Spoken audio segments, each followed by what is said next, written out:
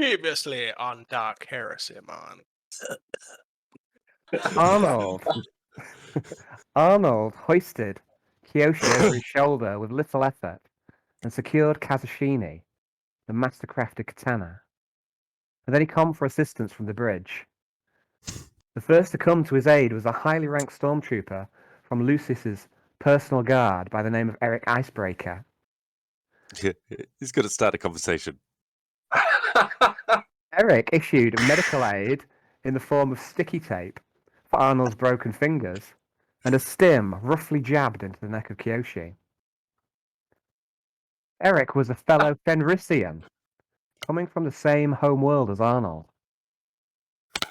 He seemed pleased to meet Arnold and assured him that they would be fine friends. They gave oath that they would drink together should they survive this glorious battle. And then a squad of the brutal orcs appeared. They readied their chain axes and stick bombs. But the defenders of the bridge were in sorry shape. Back up on the bridge, Lucius brought up the ship's map on the Oculus and saw the extent of the invasion. He ordered the use of Protocol 13 Vermilion, venting half the ship to space. He ordered Alexa to initiate the protocol. Alexa hesitated slightly, sensing her allies were at risk. Lucius seemed irked that his command was not followed instantly. Alexa obeyed, but first she dispatched a servo skull to keep an eye on her friends. Alexa committed mass murder. Hundreds of orcs were vented into the cold embrace of the void, but also crew members, stormtroopers, engineers, servitors, along with equipment and servo skulls. Eric counseled that Arnold beseech the gods for protection as he used his clip harness to attach himself to a section of the ship. Who? What clip harness? Arnold quickly brought out some rope, tied himself to the ship using a knot he had learnt from the boatman, old Gumbo. Kiyoshi, lacking rope or a clip harness, tried to hold on for dear life. Must have been the beating that he had taken from the orc choppers, or perhaps the fatigue from the use of the stim. But Kiyoshi couldn't keep his hold, and the strength of the expanse drew him away. Arnold tried to grab him with his broken hand, but to no avail. Alexa's servo skull followed Kiyoshi as he was dragged harshly down the corridor, the oxygen in the ship getting dangerously low. Kiyoshi tried to impale his katana into the corridor to arrest his flight, but Kazushini could not find purchase. Upon the bridge, Alexa was still manning the defensive turrets and macro cannons, but she devoted a portion of her processing power and multitasking to shut the external airlock. She timed the operation perfectly, venting out 2 more squads of orcs, but leaving Kiyoshi safely inside. Kiyoshi could hear the sounds of sobbing. Was it off in the distance? Or was it his own?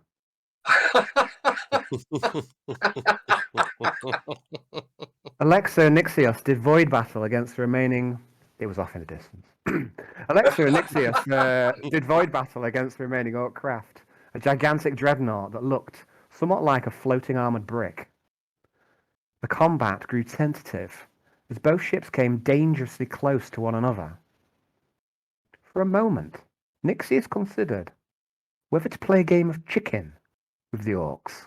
Would have worked. But he wisely thought the better of it. Orcs renowned for their cowardly ways. It's not ready for my ship captainry. Not yet. Dear. So during the engagement, by either a stroke of great skill or by the cunning auger arrays, Nixios caught sight of a frigate, protected by some form of stealth field or auger spoiler. The cerulean light of the Miasma illuminated the craft, almost as if the warp rift wanted it to be found. Nixius relayed this information to Inquisitor Lucius, who seemed exultant at the news, congratulating Nixius on his success. Between Nixius's evasive maneuvers, Alexa's turret firing, and the impressively layered void shields, the Orc torpedoes could find no damage upon the Malevolence. Nixius brought the ship dangerously close along the flank of the Orc vessel. The massed broadsides of the Dreadnought's macro cannons were unleashed.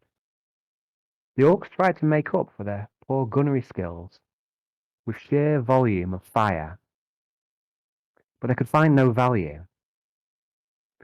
Nixius then turned the ship up at a punishing rate, bringing an elegant firing solution upon the port side of the Orc ship, avoiding its armoured prow.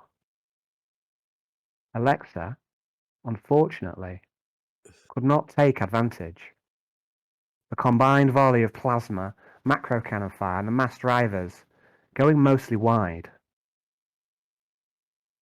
Seeing that the opportunity for the killing blow had been missed, Lucius gave the command to disengage, using the Malevolence's greater speed to evade the hulking Orc craft.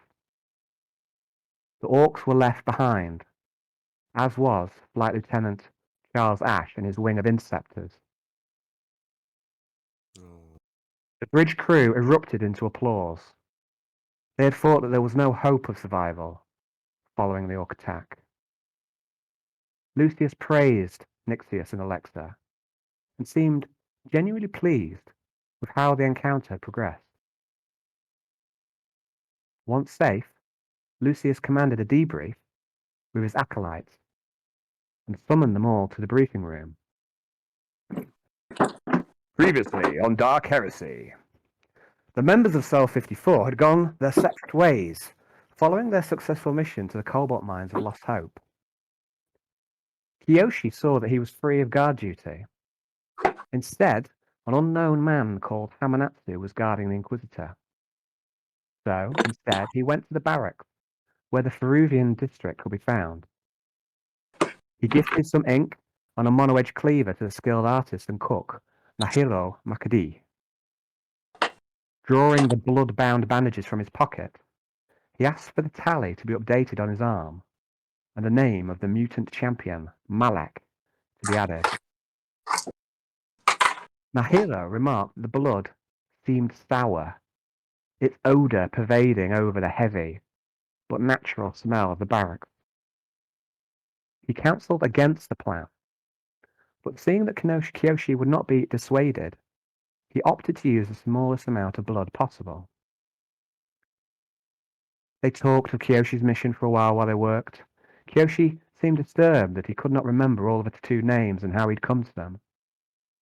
He also could not shake the feeling that Lucius was not his master, did not deserve to be his master. Kiyoshi dared to say that he suspected the Inquisitor did not serve the God Emperor. Nahiro thought that this was impossible. Sister Clematis went to the shrine where she spoke with Sister Xanthe. Xanthe seemed stricken by guilt for their actions on the planet. She pressed her bolt shells onto Clematis, who already had her bolt pistol. She declared that she would give up the bolt pistol and serve only as a healer. Xanthe counselled that the ship and its people were cursed. Dark symbols and imagery hung everywhere around their auras. She warned Clematis that they must escape this ship and this place. They were far from the Emperor's light. Sister Clematis accepted some side quest from an old man who lived in the shrine. She agreed to find the missing priest, Father Tully, and also to take on board the duties of sermon. The sermon went excellently. Sister Clematis was in her element, and the flock of worshippers seemed to grow. Most of those who came to the shrine stayed and listened to the holy words. The preaching went on for hours, and at the end, dripping with sweat, Sister Clematis looked out onto the congregation and saw many eyes gazing back at her. They were hungry for the Emperor's salvation. Nixius decided to go to the technical workshop to investigate the massive pearl he had looted from the foul beast known as Mother. On the way, he came across a couple of engineers dressed in vulcanized rubber suits. There was something off about the two of them. They had pasty skin and receding chins, perhaps some weakness in the genes. Giving them no further thought, Nixius arrived at the workshop and bumped into Nathaniel Blake, the other adept who served Lucius. Together, they investigated the pearl using the spectrometer. They could glean little from it, but it was apparent that it was highly valuable. Nathaniel, whose stutter seemed to lessen as he spoke with Nixius, advised that they take the pearl to Lucius and use it as a trade asset. He also spoke of the existing master of coin, Cassandor, whom he had heard had contracted brain parasites, sending him quite mad. Without trade, the malevolence could not survive this far out from the infrastructure of the Colexis sector. Without trade, the ship would starve. Nixius also learned that Xenos weaponry, such as that which he needs to refill his Neo rifle, could perhaps be found at the armory following the attack that the Drukhari made on the ship earlier in the campaign. Both adepts had bridge duty later and reported to Lucius. Courtney wandered the ship at random and found herself in the orrery. This room relayed the Malevolence's augurs to a holocaster and projected highly detailed images of the local planets and further beyond. The augurs were highly sensitive for a battleship. Courtney focused on Orpheus 4 and could zoom in so closely that she could make out the railway line that transported her from the spaceport on her mission. She zoomed away and tried a soothsaying ritual. This ritual went awry, or perhaps she grew bored, and instead found herself staring at the holocaster representation of the Miasma. The ship's augurs were unable to relay the image accurately, and the Miasma stuttered, glitched, and pixelated. But that in itself was strangely hypnotic, and Courtney found herself watching it for minutes or hours. She was interrupted by the deep voice of a man named Jagannatha, who claimed to be a psychic like her. He seemed highly respectful of Courtney's power and potential. He let slip that Inquisitor Varrock had given her to Inquisitor Lucius as some kind of joke or punishment. This was a mistake, and Varrock was a fool to give her up, according to the dark-skinned man. Jagannatha explained that Courtney was being moved to her own private chambers, closer to the Inquisitors.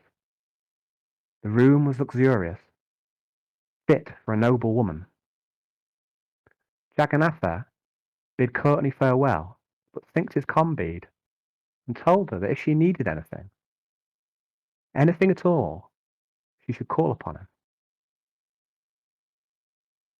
Courtney noted that when she made the sign of the Aquila, Jagannatha did not return it.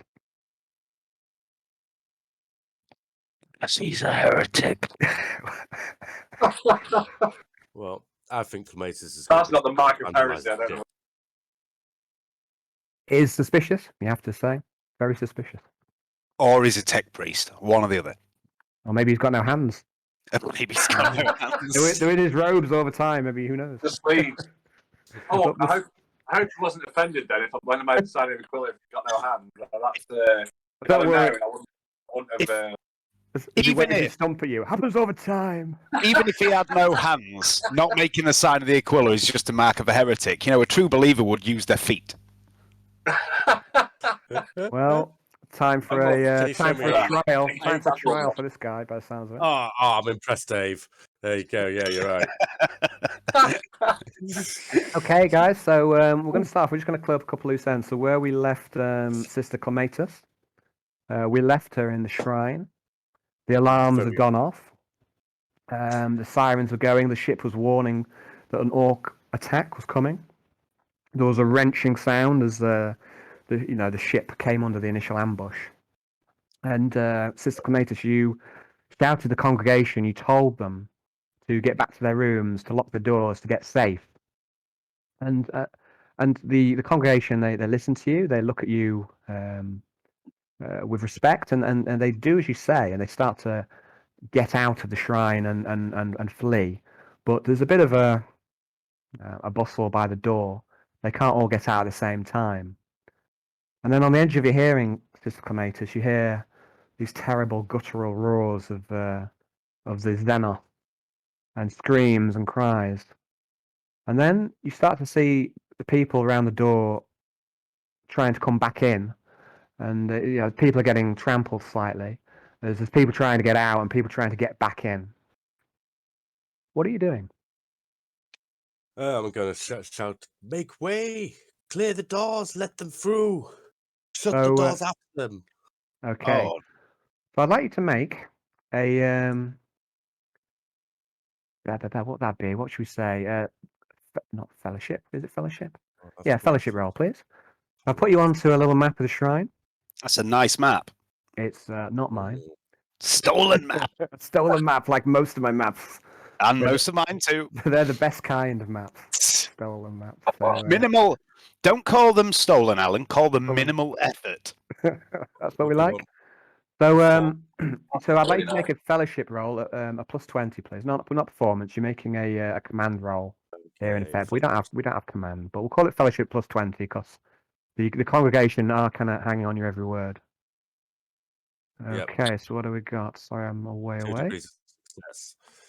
Okay, so yes, they your voice cuts in over the fear and the cries, and they start to pull back in, and they're pushing away from the door and they're shutting the doors, and there's about 7 or 8 people behind the doors, all pushing the doors at the same time. The doors are massive, and they Yeah. close slowly, Right. and And as they're doing this, I'm also going to get the second order to start pushing all the benches up against the doors. okay, I'd like you to make another fellowship roll at +20.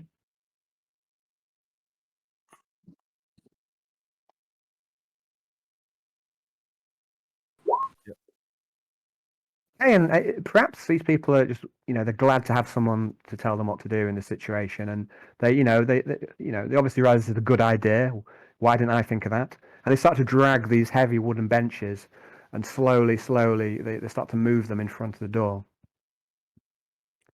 But as the door is just coming to a close, you see a large green arm come through the gap in the door, and an armored shoulder, trying to wedge the door open. And there are a lot of screams now in the room. And like I say, there's about 7 or 8 people pushing on the doors, but there's one orc who's trying to hold the door open. Okay. So I'd like to roll an initiative, please. D10. D10 plus your agility. So that's a 9.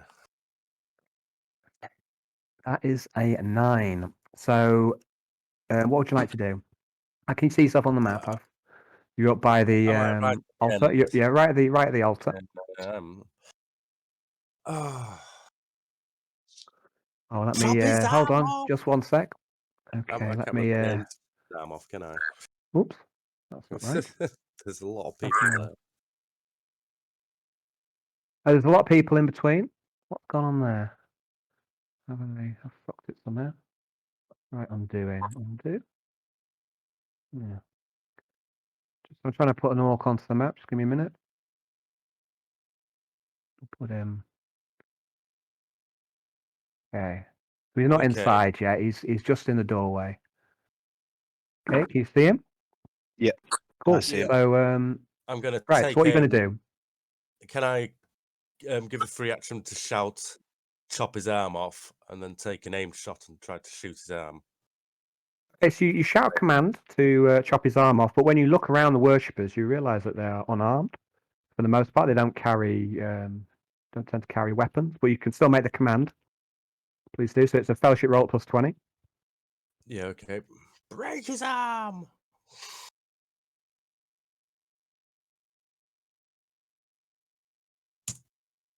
A Hey, few. Your command seems to confuse them because they don't really have anything to chop with. Yes, it seems to do more harm than good, this command. So you drawing your bolt pistol, you say, or your las pistol? Yeah, bolt pistol in. Bolt pistol, okay. I have to warn you, you're not trained with a bolt pistol. I know, but I'm not going to do nothing with a las pistol. Oh, Okay. wait a second. Am I loaded with hot shot? The las. I don't believe it would be loaded with a hot shot as standard, but Yeah. you could load it with a hot shot, but that would take Okay. that would take longer time. I'm going to take a shot with a bolt pistol at his arm. So you want to do a cold shot with Yes. you want to do a cold shot with a weapon you're not trained with, Of and there's course. approximately 20 or so people in between you and the orc. That's perfect. Now, off the top of my head, I would say that's a -60 straight away. -60. Intervening is -20. You immediately realise this isn't a good idea. It's this Clematis. Your combat training kicks in, and you think, hang on a minute. You've got a poor chance of making this shot. Will I get a You're bit not. more That's not to say height? that you can't try and make it. But Would I get a bit more height if I stood on the table? Is it actually a cold shot when there is nothing but the but arm? that's a very good point. But I would give an equal modifier equal to the cold shot. You know what I mean? I think there's only a small amount of him visible, Yeah. so It would a either harder be shot. it would either be a cold shot to the arm, or it would be 2 sizes smaller than normal, which makes it -20 anyway. So to answer your question, Hayden, you can stand on top of the altar, and that will give you a clearer line of sight, so you can see over, because it's already on a raised dais anyway. So it would give you the height to see over the people, so you'd have less chance of shooting one of your flock. Okay, I'll do that. Okay, so you clamber up. So you draw your bolt pistol, you clamber up, and that'll be your So go. does it has a laser sighter out, or is it just? I don't box believe set it does. I don't believe it does. Let me just double check. I don't recall. I don't think she's got a red dot. Only if life was that simple. It does have a red dot sight, Hayden, and that red dot that's attached to the bolt pistol. Oh, fantastic! That's blow me away. Right, so Okay, so the orc tries to push you now, even though he's vastly outnumbered. So do I get to shoot? Well, no. You take your turn to half action to draw, and then half action to climb up onto the altar. Okay, so it's the orc's go now, and the orc is trying to break in, and there's somewhat of a stalemate at the door at the moment.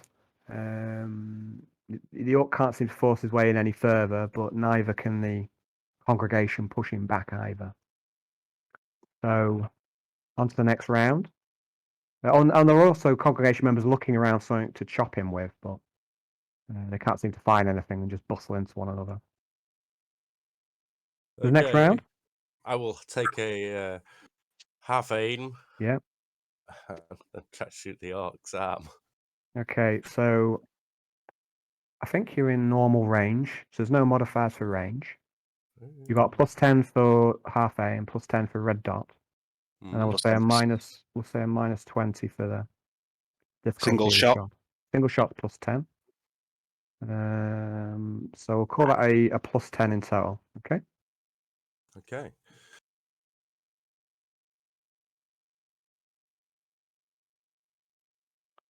This is what I use my fate points for. Gotta shoot this orc. 8 point, yeah. Yum. Yes. Ooh. I was hoping that you'd shoot one of your flock in the back of the head. I know you will. Really would. I bet you do exploding damage on the bolt pistol as well, just to, like Yeah. the books need to say. Fine, damn. Shells that explode and blow people next to them as well by well-aimed crowd control shots. Your faith was misplaced. What Okay. you saying, Fluff? So you strike the arm with a bolt shell. It's a resoundingly pure strike. Would you roll damage, please? It's D10 plus 5, is it?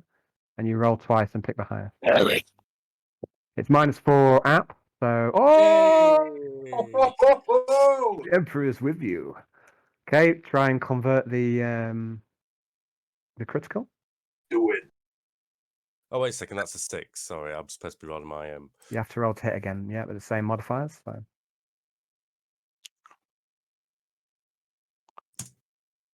Nope. Okay, so you don't convert the critical, but you do. What's that? 15 wounds. Is that right? Oh, Oh no, that's 15, but it's minus his toughness, which is 8. So that puts it down to 7, which is not bad at all. So you shoot the orc straight in the arm, and it's a beautiful shot. There are gibbets of orc flesh flying every which way over the congregation members, and the orc pulls his arm away out of the door, and he shouts in anger, he screams, and in pain, pulls his arm back, and the rest of the flock take this opportunity to push the door shut, and they bar the door and they start to pile up pews in front of the door as best they can, as quickly as they can. And then, Good flock.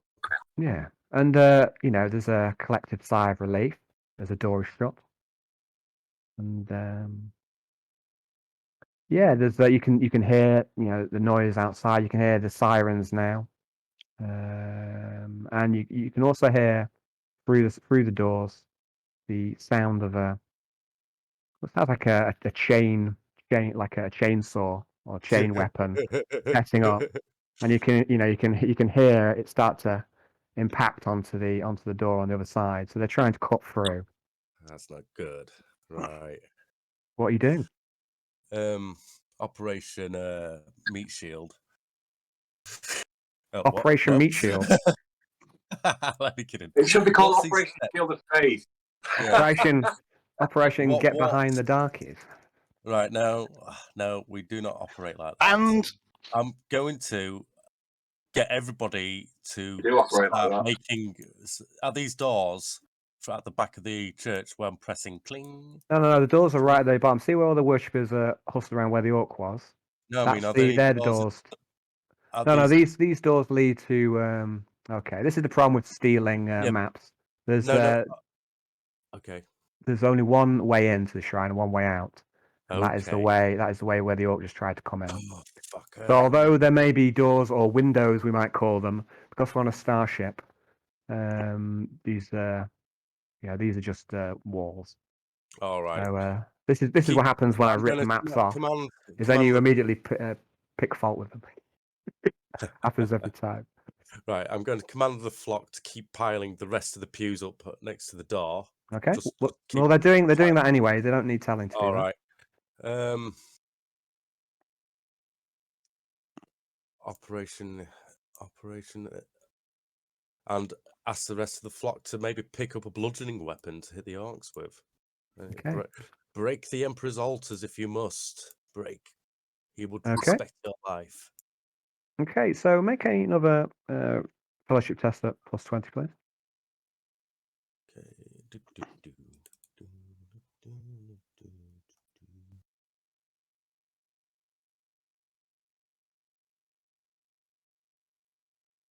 Yeah. Okay, it's looking good. So you command them to arm themselves whatever they can, and one woman starts wailing. No, but other people start to comfort her, and your words are cutting in over the general panic, and they start to look around for things that they can take. Some of them grab the aquillas off of the walls, these heavy iron aquillas that they might use as bludgeoning weapons, and some of them try and break legs off the pews if they can. Some of them armed with like candlesticks. Candlesticks, what's one of them large things that hold candles in? I can't remember what they're called. You know what I mean? Candelabra, is it? Yeah. But they arm themselves. Thanks, mate. So they're arming themselves with whatever they can loot and scavenge from the shrine itself. Scones. And I'm going to quickly reload the bolt pistol and keep it. Tell them to then, after they've armed themselves, get away from the door and give us a clear line of fire for anyone what's coming in. Okay, make another fellowship roll, please. Come to the back with us. Okay. Yeah. Another fellowship roll, please, at plus 20. Yep. So everybody, I want you to, after you've armed yourself, come to the back of a church and give me a clear firing solution, please. There we are. So I had to do it. Oh, that's because I play acted it. They don't know what I'm on about. So, for whatever reason, they've all got themselves armed. They're almost psyching themselves up for the battle they think is to come. And there's a stalemate now. You can hear the sound of these chain axes working on the iron door, and there's a period of waiting, a stalemate, and then over the comms, you hear what you presume is the Inquisitor's voice. It comes over the comms to everyone. It says, "All hands, prepare for protocol. Vermilion 13." And you've no idea what that means. Yeah. No idea what it means, and you're not sure what to make of that. But shortly after, you start to hear a noise, a howling, and the air starts to grow thin in the shrine. Keep pushing the doors. I'd say, and the noise of the orcs trying to break in, it seems to pass. It goes quiet outside. Does anybody get sucked into the gap of our door, which we've been carving through? And No, so, no, so like, I'm afraid yeah, not. I know I that you'd love to see that, but that does. No. That's not how you do it. I say you get the sense. I mean, you can't really see from your position, but yeah, so you're not exactly sure what's going on at this point. It's not fully clear to you what's happening on the other side of the doors, even obviously you know out of character. After some time, the howling stops, and the orcs seem to have gone. And you've protected your congregation. Can I say, see how your faith has kept you safe here? The Emperor protects. The last 10 pennies worth. I'd like you to make a what should we call it? We haven't got charm, so we'll go for a performance test then. Have we not got charm yet? Oh, No. I would ask you to make a charm test, but we haven't got one, so we'll go for trade performer. Performer, yes. Okay. They love it. And yeah, and say I think you get the impression that all of these people are going to talk of this day, or that they survived the attack in the shrine. So you've saved the congregation. After some time, you receive a comms to report to the briefing room. This is after some time after the rest of the battle occurs. Okay. Okay. And that's where we'll leave this Clematis for now. Can I get organising the people to put the pews back now? Yeah. Don't worry about that. While we're doing that, tidy all this mess up. You tidy it up yourself. Put Emperor's that name. back. I see you. Don't walk out without a quiller. Put it back. In the Emperor's name, prepare the feng shui. Yes, we don't need to dwell on the tidying up section, but yes, you can ask the congregation. Obviously, they revere the shrine, and they want it just how it should be. So obviously, there is some damage there that can't be repaired by the. Oh, sorry, someone's really quiet there. Is that someone speaking, or am I just hearing voices? It was maybe me eating a carrot. I just heard something. I thought, anyway. So The spoon assassin has arrived, by the way, Alan. okay, I thought that was very good, by the way. Okay, so that's where we'll leave Sis Clematis for now. And we're going to go back. We've got another loose end to tie up, and that is, or a few more, but the next one is Courtney. Okay. So, Courtney, where we left you, you just given the sign of the Aquila to Jagannatha. He had nodded at you in return, and then he had taken his leave. And he's left you in the comfort of your exquisite room. First thing I'm going to do is I was going to go and get a shower, but what I'm going to do first of all is I'm going to take a running jump onto the bed and test it. Okay, it's nice and springy, and you like a You know, you're like a youngster again. The joy of jumping up and down on the bed is, you know, it's quite captivating. And you know, you've never had a I'm bed gonna grab like a pillow this. and swing it around a bit as well. You what? Sorry, you I'm gonna grab a pillow and swing it around a bit and get a bit excited. have a pillow fight with yourself. Okay. Yeah, basically. Yeah. Stop hitting. But yeah, it's you know, it's great, and you can't you know, you can't get over how good it is, and it's you know, it's luxurious, and you know full well that you're going to sleep really good. And it's large as well, so you've got plenty of space to yourself. You can sprawl, so it's you know, this is a room fit for a noblewoman. So I think what she'll do is she'll just go and she'll go and get a shower and all that. All that. Yeah, so you go get a shower. You know, going through that. You know, however he's done it. It's probably slow. It's probably going to be slow and. Well, that's the thing. That's the thing. The room. It's the ensuite bathroom. It looks like it's lined with marble, and the water is hot. The water pressure is pretty damn good, which is a rarity in the Imperium. The water pressure isn't so good in the Imperium. So yeah, if you get a nice hot shower, it's blasting out, and you know, you spend a good time in there. It's you know, it's pleasurable to get a good shower and a decent shower. So, and after a while, you hear the sirens, and you hear the ship warning of the orc attack. Warning, warning, warning. And shall I put the sirens on? Yeah, let's do it.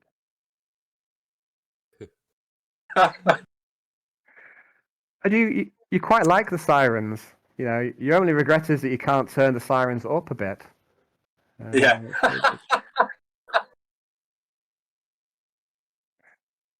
Sirens are going off. I'm just like a bit of a down, like obviously with a towel on. Okay. But yeah, and then just calmly stride over to the drawers, wear dress, put on another dress, calmly. Okay, so you have a little dance to the sirens and have a little rave in your bedroom for a time, and it's good. You're clean, you're dancing, and then you go get dressed for a bit, and yeah. Yeah, just get dressed into a nice dress, and then just simply go up to the door and lock it, and then jump back on the bed and go to sleep. Okay. You take a nap, and you find the sirens quite comforting, and they help you get to sleep.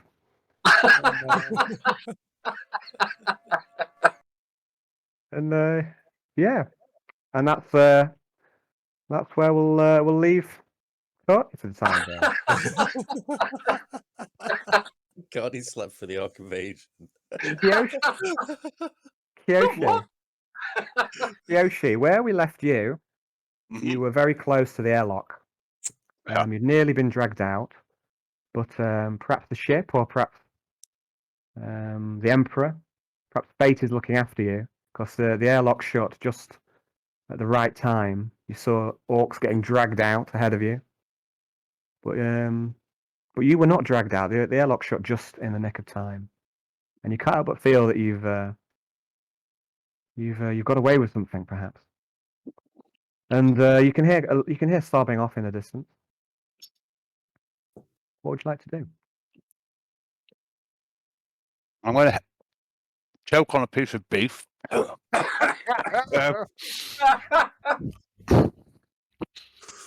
going to head towards the sound of sobbing with Kazushini in hand. So you draw the weapon, and you head off towards the sound of sobbing. You follow it down the corridors, and you reach a crew member, and you see the crew member is attached to the wall by the means of a clip harness, and it's a young woman. She's crying. Okay.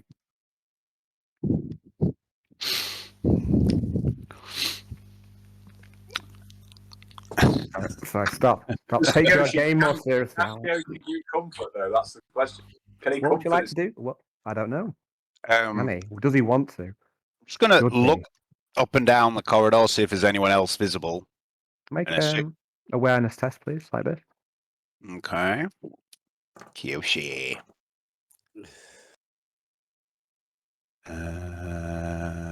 Do not have. Do have heightened senses. Fail. You don't think that there are any threats in the immediate area? The threat is gone. You should return to your quarters. And the woman looks up and she says, I couldn't hold on. Couldn't hold on to him. Not even the stupid bat. Not even the what, the stupid. It's off never-ending story. Not even the. It just opens like that. Couldn't hold on to him. Not even the stupid bat. This is a problem. Like, there's so much stuff that jangles around your head. Whenever you say anything, sometimes you'll come out of a random thing from like, you know what I mean, from a movie or something. You won't even know you've done it. It's a common thing in our house. If we do that, it's one of those, in house. Not even the stupid bat. You have lost someone dear to you. Yes, we were just catching a minute in between shifts. But we left his clip harness. He left his clip harness. He didn't bring it with him. Can I have his? No.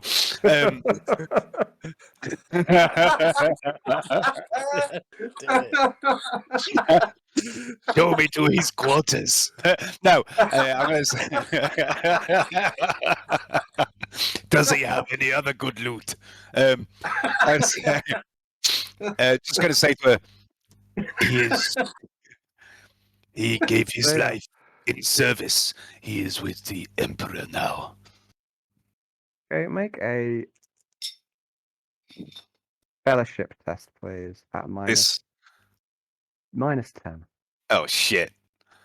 This is going to take a miracle. No.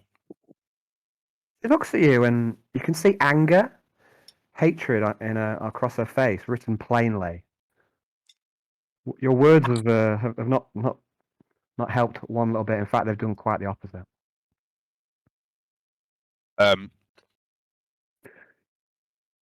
Seeing this, I'm just going to She go. honestly looks like she wants to strike you. That's how angry she is with you at this minute. I'd like to see her try. I'm just going to go. Just going to shrug, turn, and walk back towards the bridge and say, "Everyone dies," and then I'm gone. And that just sets her off. And she's, she weeps and she crumples to the floor, weeping. So where are you going to go? What are you going to do now, Kyoshi? I'm heading towards the bridge. My place is with Lucius, as far as I'm concerned. Do you have? What's that? Sorry. No, I can't really say. I'm not there. Okay, so you head off back to the bridge. Mm-hmm. All right. So now I think we're going to try and shepherd everyone together. So No. No. Why? What have we done? We'll see about that, Alan. You're in control of your game. Stand for it. Okay, so I think where we left the rest of the group was here in the briefing room. Oh yeah, there was one other thing I wanted to sort out, which was Arnold. Now we kind of left you, Arnold. Eric had been told to link up with the interrogator and clear out the rest of the orcs. Actually, there's something else. Sorry, I've messed up a bit, guys. So I'm just going to go back a little bit, back to Kyoshi. This is what happens when you don't read your notes. So Kyoshi, when you head back towards the bridge, you come across something on the way. And you're not quite sure what it is. You've not seen anything like it before. It's a small green creature, humanoid. Puts you in the mind of the orc somehow, but small, tiny, and weak. It looks. It doesn't look like it's any threat. This little green skin is sat huddled in one of the corners of the corridor, one of the alcoves, and it seems, if you didn't know any better, quite mad, you would say. And it's just clawing at itself, clawing at its arms. How and gibbering. how Have big it. is it? It's quite small. It's about yay big. What's that? It's about About a foot or so. about a foot. I'm gonna grab it by the neck. Okay, I'd like you to make a roll to hit, please. And we'll give you a plus 20. Right? Oh, I did talk to it first. Poor thing. He's Plus gonna grab 20. it. Oh, yeah. Oh, uh, Ooh, um, slippery hang on. little bastard. Is that you're thinking about a One reroll fate there? Is that point. right? One fate Yeah, point. but I'm Do not you want gonna. to I'm use? not, No. Okay. no, I'm not gonna play catch the snotling with my fate point. So you grab at the little green skin, but it sees you and panicked. It darts away, and it's quite small, and you can't get at it quick enough, and it starts to run off behind some pipes. And then when so what are you doing now? It's run away. It's behind a series of pipe work now. I'm going It's to. even harder to get at. I'm gonna go. Sheath Kazushini, and I'm gonna try and like grab it and start going. Come out, you little bastard! Did you ever pick it up? Did you ever let go of it? No, I said I He was picking didn't. it up. He was trying to grab it, and unfortunately, it darted away before he could do so. So No, at this no, man, time, the sword. oh, the sword.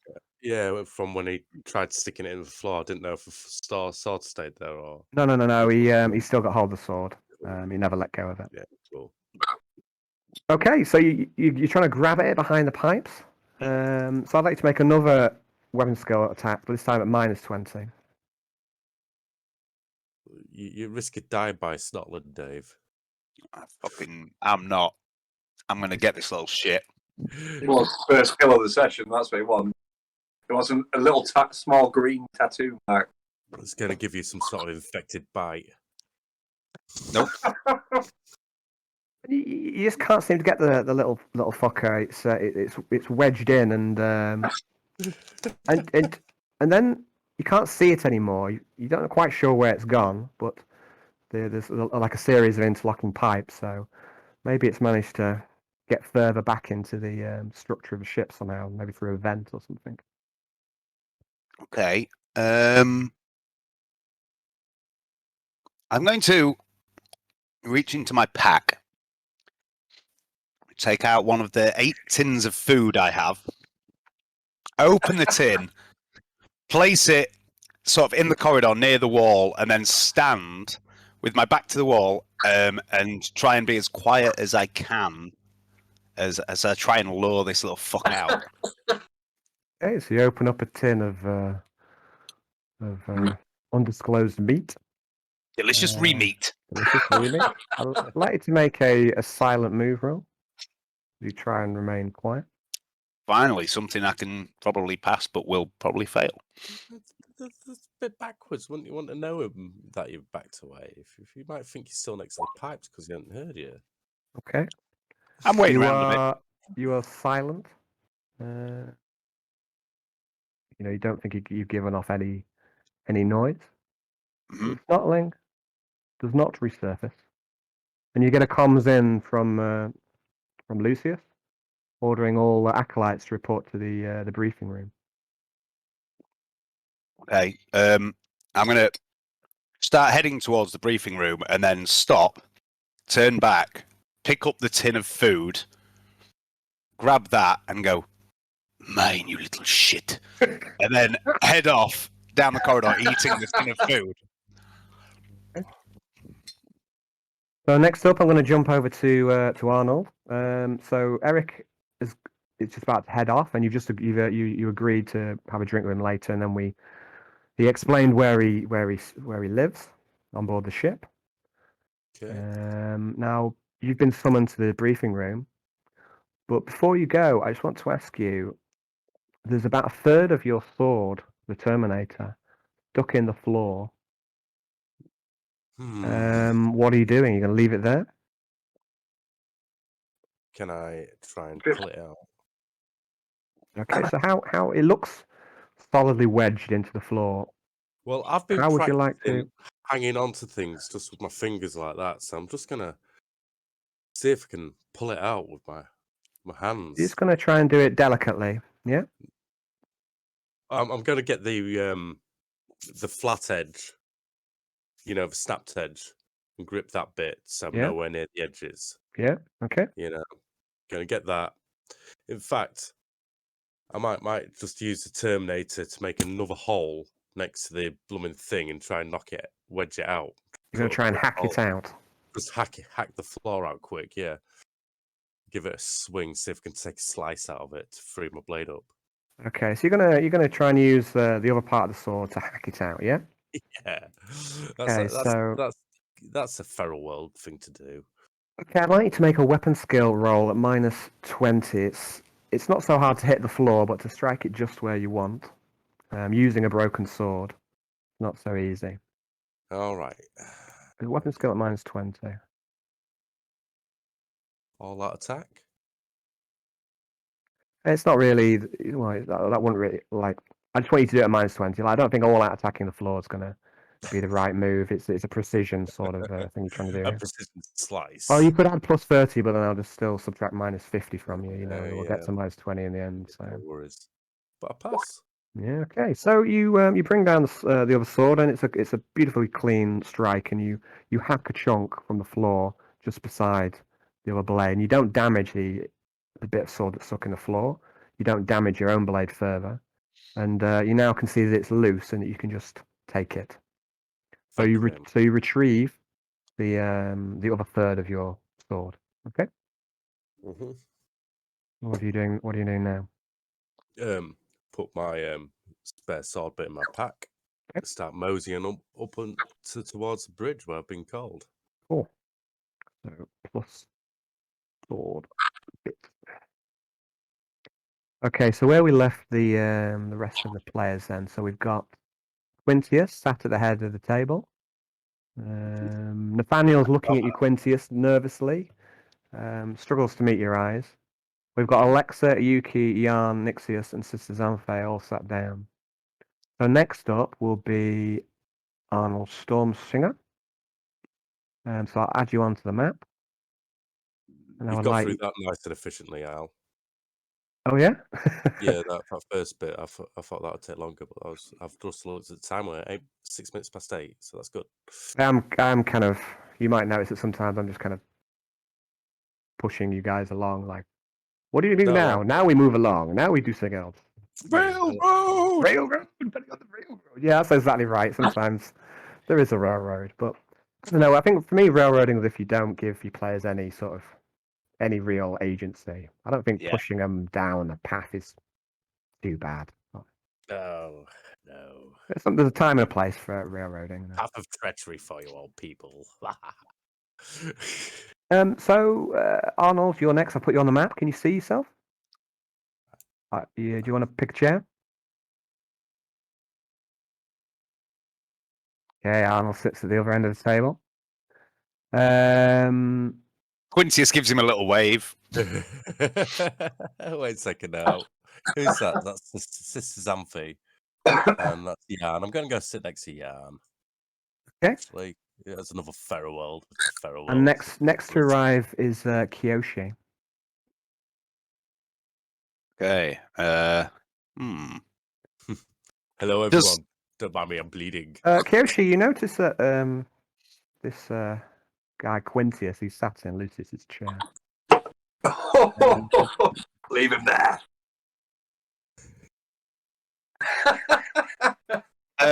I'm gonna role play with myself. Kiyoshi just strides over to Quintius and goes, "Move." And Quintius is just going to go, yes, right you are, and jump out of the chair. And Quintius is going to scamper off. Wait. Who's down there? Xanthe. He's definitely going to sit next to Arnold. Okay. Hey, Quintus, how did your arc fight go? Well, to be quite honest, Arnold, I remember very little of it. My head is killing me. Oh. Whoa. Oh, I'll ask later if that's okay. Yes, there's not much to tell. I just sort of stood around on the bridge and watched people put out fires. It was glorious. It was a glorious battle, Arnold. How did you do, Ice? Can you see all this green shit all over me? Yes, that's That's quite a lot of orc. green shit. That's orc. Ah. Covered in orc blood. Looks like you looks like you I'm fared a pretty little wounded. better. Looks like you fared a little better than that gruff chap up there. He's rather rude. Quintus is just standing there. Quintus is staying there at the minute, by the way, Al. Yeah, Okay. I wouldn't piss him off. It's about a few words, but he's really good at what he does. What does he do? Walk around looking intimidating and monosyllabic and grunting a lot. Make it an awareness test, Kyoshi. He's good at that, but he's much better at slaughtering shit. I've seen him cut down 2 orcs He looks the grunting type, if you ask me. with a fucking sword, little sword. Mine snapped and he killed 2 orcs with his tiny little sword. Alexa's head snaps round to Arnie. If I could give you a cold, angry stare through, through her sort of eyes, got it. And then I'm just gonna snap back forward, and then I'm just gonna make a mental note of that, and like some cogs are turning. I'm gonna get my sword off my back while I'm on the chair, just hold it above my head and look at Alaska and say, "I'm sorry," and put it back. Back. And you see the state of the weapon now. You see that about a third of it is cracked off, and it's cracked along the lines of the wolf. Oil tear just goes down one cheek, and I hold it there just long enough for him to see it, and then just wipe it away, and then just turn and look forward. Oh, that's a shame, Arnold. Your sword appears to have broken. Then I'm going to look at Quintus and just go, to be honest, it's a bit too upsetting to talk about. I'm sorry, I didn't mean to upset you, my friend. Oh, no, you haven't offended me. I'm just, it's a bit of a sore spot at the moment. I'm just, I can deal with the loss of a comrade, but the breaking of my sword is just, Yeah, doesn't noted. beg his belief. I like trying to replay the whole forging process in her head to see where she went wrong at the moment, and that's sort of what the cogs turning is. It's like she's not trying to compute where she's failed on that thing, and that's what's causing the discomfort. Not so much anger; it's more sort of like annoyance, extreme annoyance, frustration that it wasn't perfect. Perhaps the gruff gentleman up there would lend you his sword, Arnold. I don't fancy taking that off him.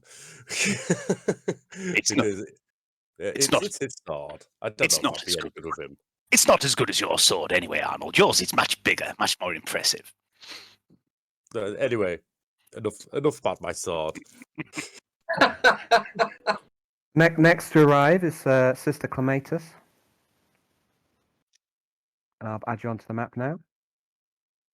And I'm kind of gonna sort of like waltz a bit down here, look at everybody with my priestly grace about me, and I'm gonna go sit next to Sister Xanthi.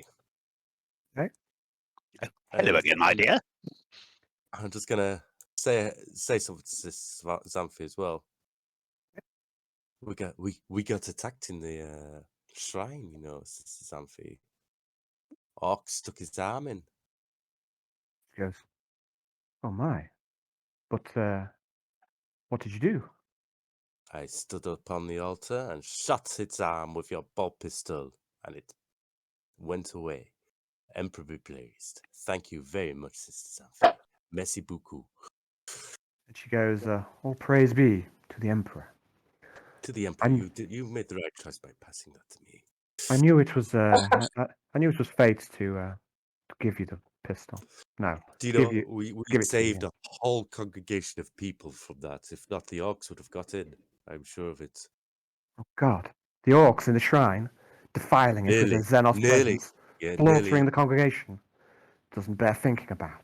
I know, but they were very good. We barricaded the doors, kept the orcs out, and until the time that they got sucked off the ship. Anyway, messy. Okay. Alexa, if she had a mouth, she'd her eye smile. You can't use the word combination sucked off in it's one of the forbidden. Okay, I'm gonna get a drink, guys, and then we'll carry on. Just give me a minute or two. Yeah, me too.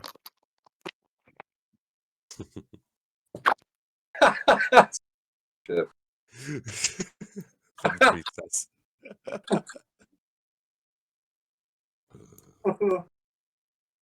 It's sucked off the ship. Wow.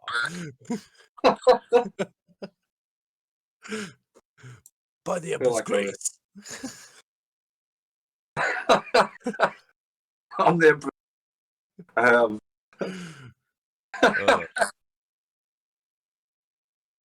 so What was Jan doing? Just fucking trashed my coffee table, getting up to go get a drink there. Ripped my headphones out, knocked my fucking ashtray over, all sorts. Oh, disaster. Jan, what were you doing during the Ark invasion? he was piloting the ship. I thought that was... No, that was Nixios. No, Nix's. Jan was putting fires out, wasn't he? Yeah, man.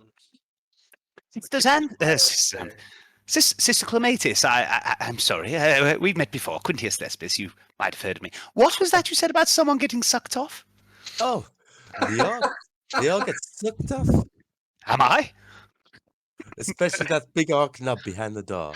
Sorry, I get sucked off. think there's been a misunderstanding, Sister Clematis. I do apologise. What are you on about? Nothing. Can you explain yourself? Nothing at all. Nothing at all. I did enjoy your sermon earlier in the temple. Yes. Did you? And I'll give him a sultry look and put my hands on the table and look and go, tell me what you like. Lean the cleavage forward. No. I'm in a nun's outfit. Oh, right. I thought you were. But no, her face is out and she's not bad to look at. And she's just going to give you the eyes across. Got a few little bits of curly hair, black curly hair, like sticking out of her habit just to make her look a bit more sexy. She's going to look at it and go, what bit did you like? The words, the moving speech you gave, it made me think of things I've done, atonement, that sort of thing. If you ever need to talk, come talk to me, Quintius. I'd be delighted, my dear. Okay, Mr. Thespis. We will talk later. Indeed. So,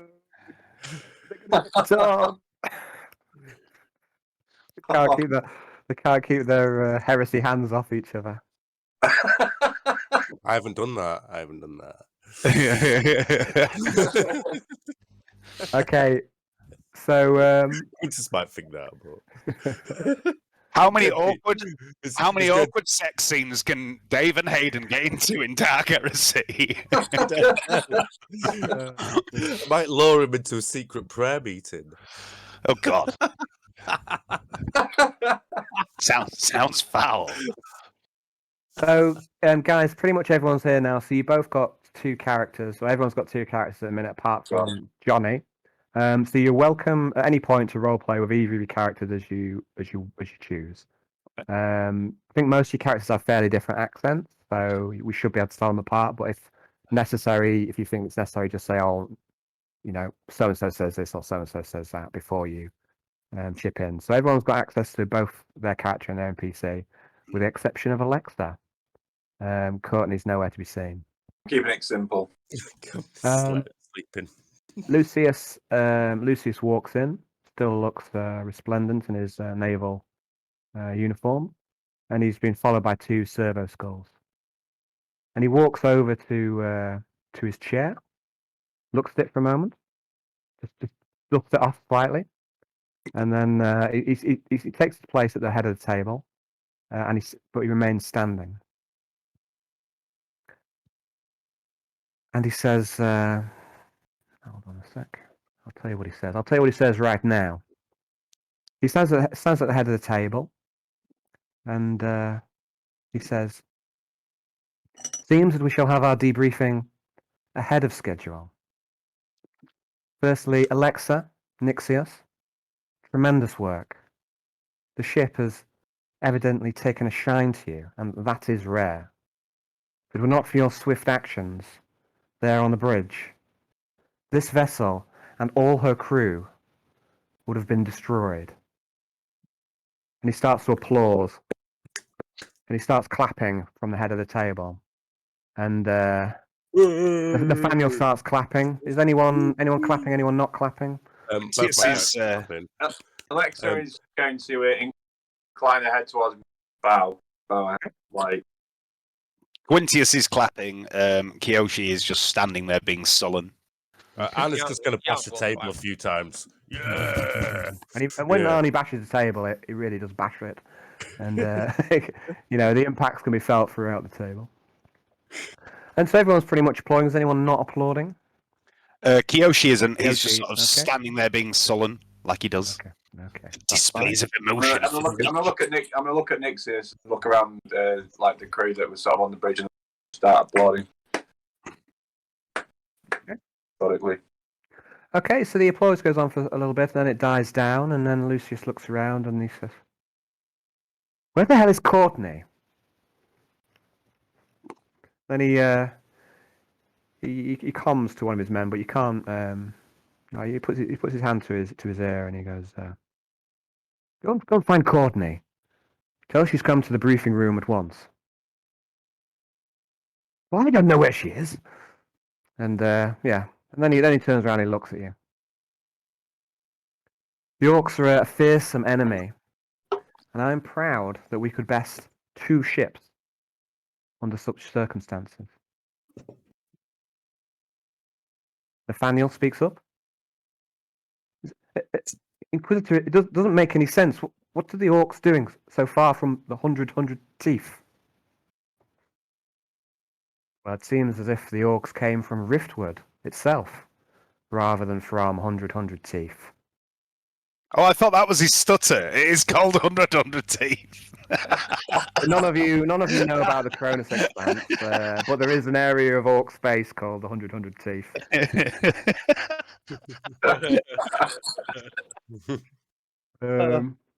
Sorry. I thought he was stuttering. It's the boy who cried wolf. It's the boy who stuttered. Oh, maybe you're catching your mic a bit there, buddy. Sorry, it's No the worries. end of my paper. Yeah. So Lucius says, I was not aware that any orcs could be found this close to the Miasma, but they are a resourceful and a resilient lot, resistant to corruption, almost to the point of immunity. I'm more interested in why they attacked. What brought them to us? Their presence seems too much of a coincidence. And then the explosion on the bridge, seemingly timed to prevent us from defending ourselves. And then the cloaked ship, watching us.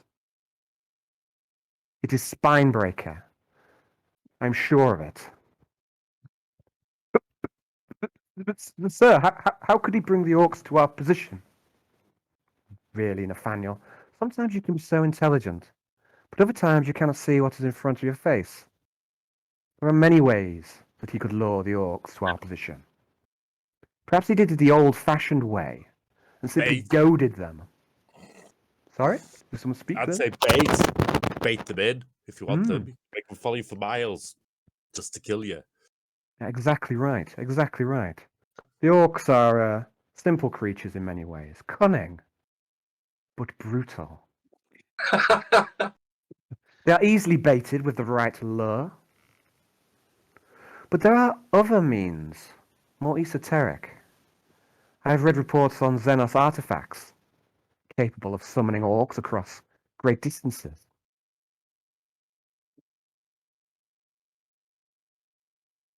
I have suspected for some time that Spinebreaker had a cloaked ship at his disposal.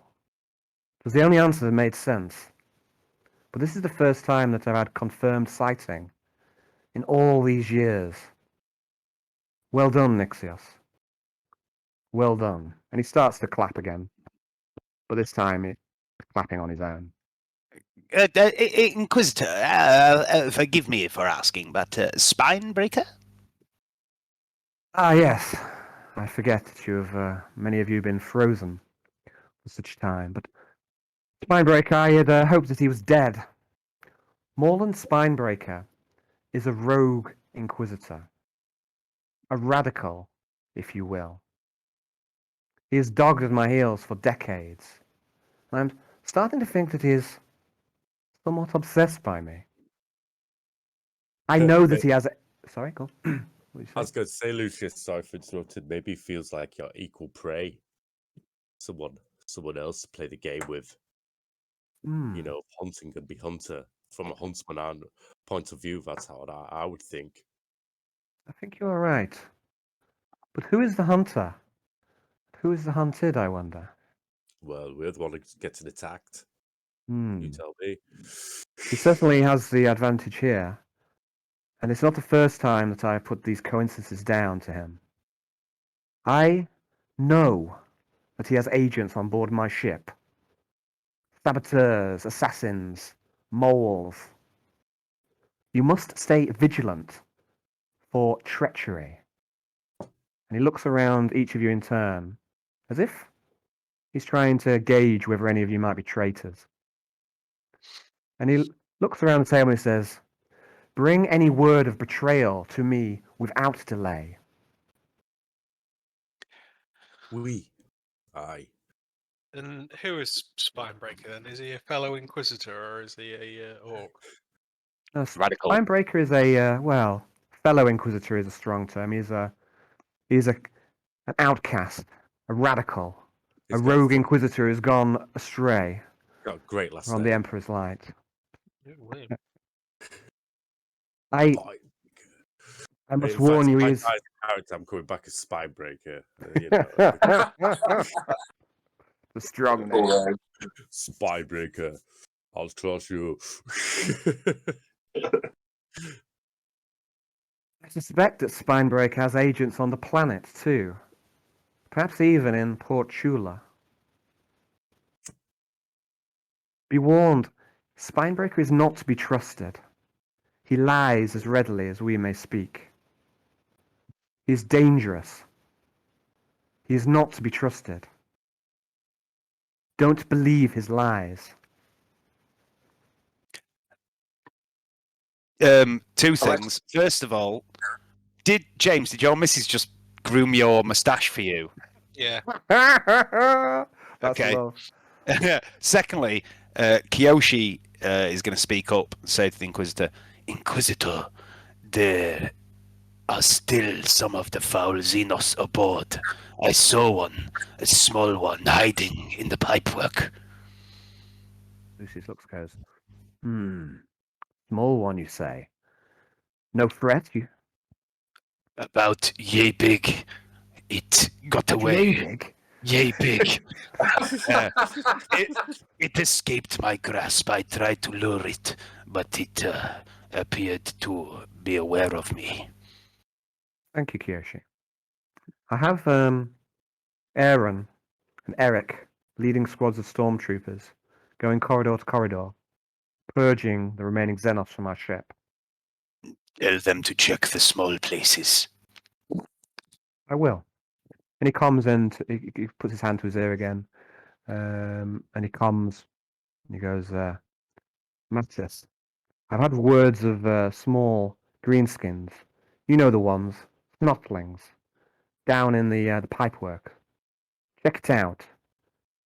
And you can hear, you can't normally hear someone else on the other side of a comm but there's perhaps some shouting coming from the comm and Lucius flinches slightly. But you don't hear what is said. I was really hoping to get a pet snotling. You should have tried talking to it. You never know what happened. Here, little snotling. Come. Be my friend. Might start singing like a mogwai. You know what I mean? Attach it to one of.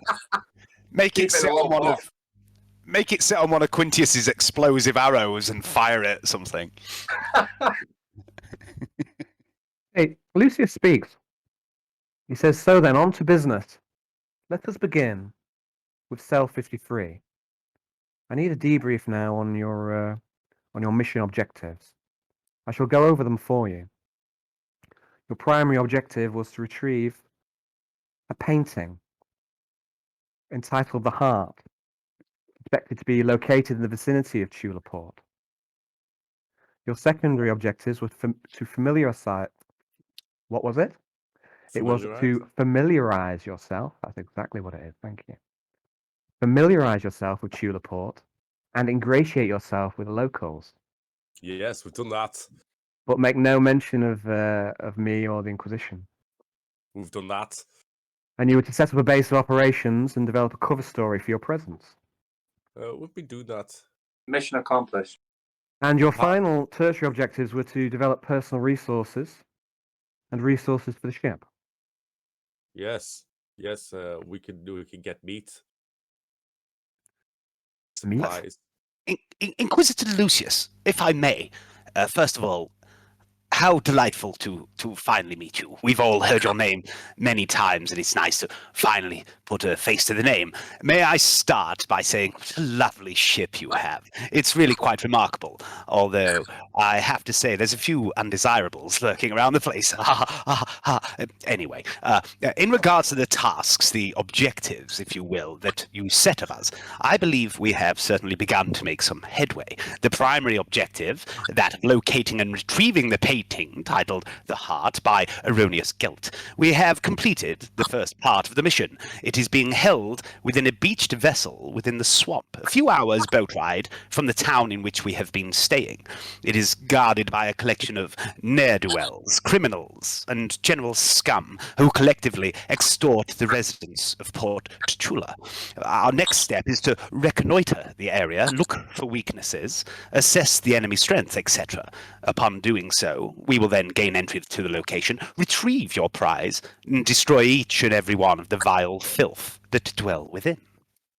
This, of course, brings me to our progress in regards to our secondary objectives, to familiarize ourselves and ingratiate ourselves amongst the populace. We have learned a great deal about Port Tchula.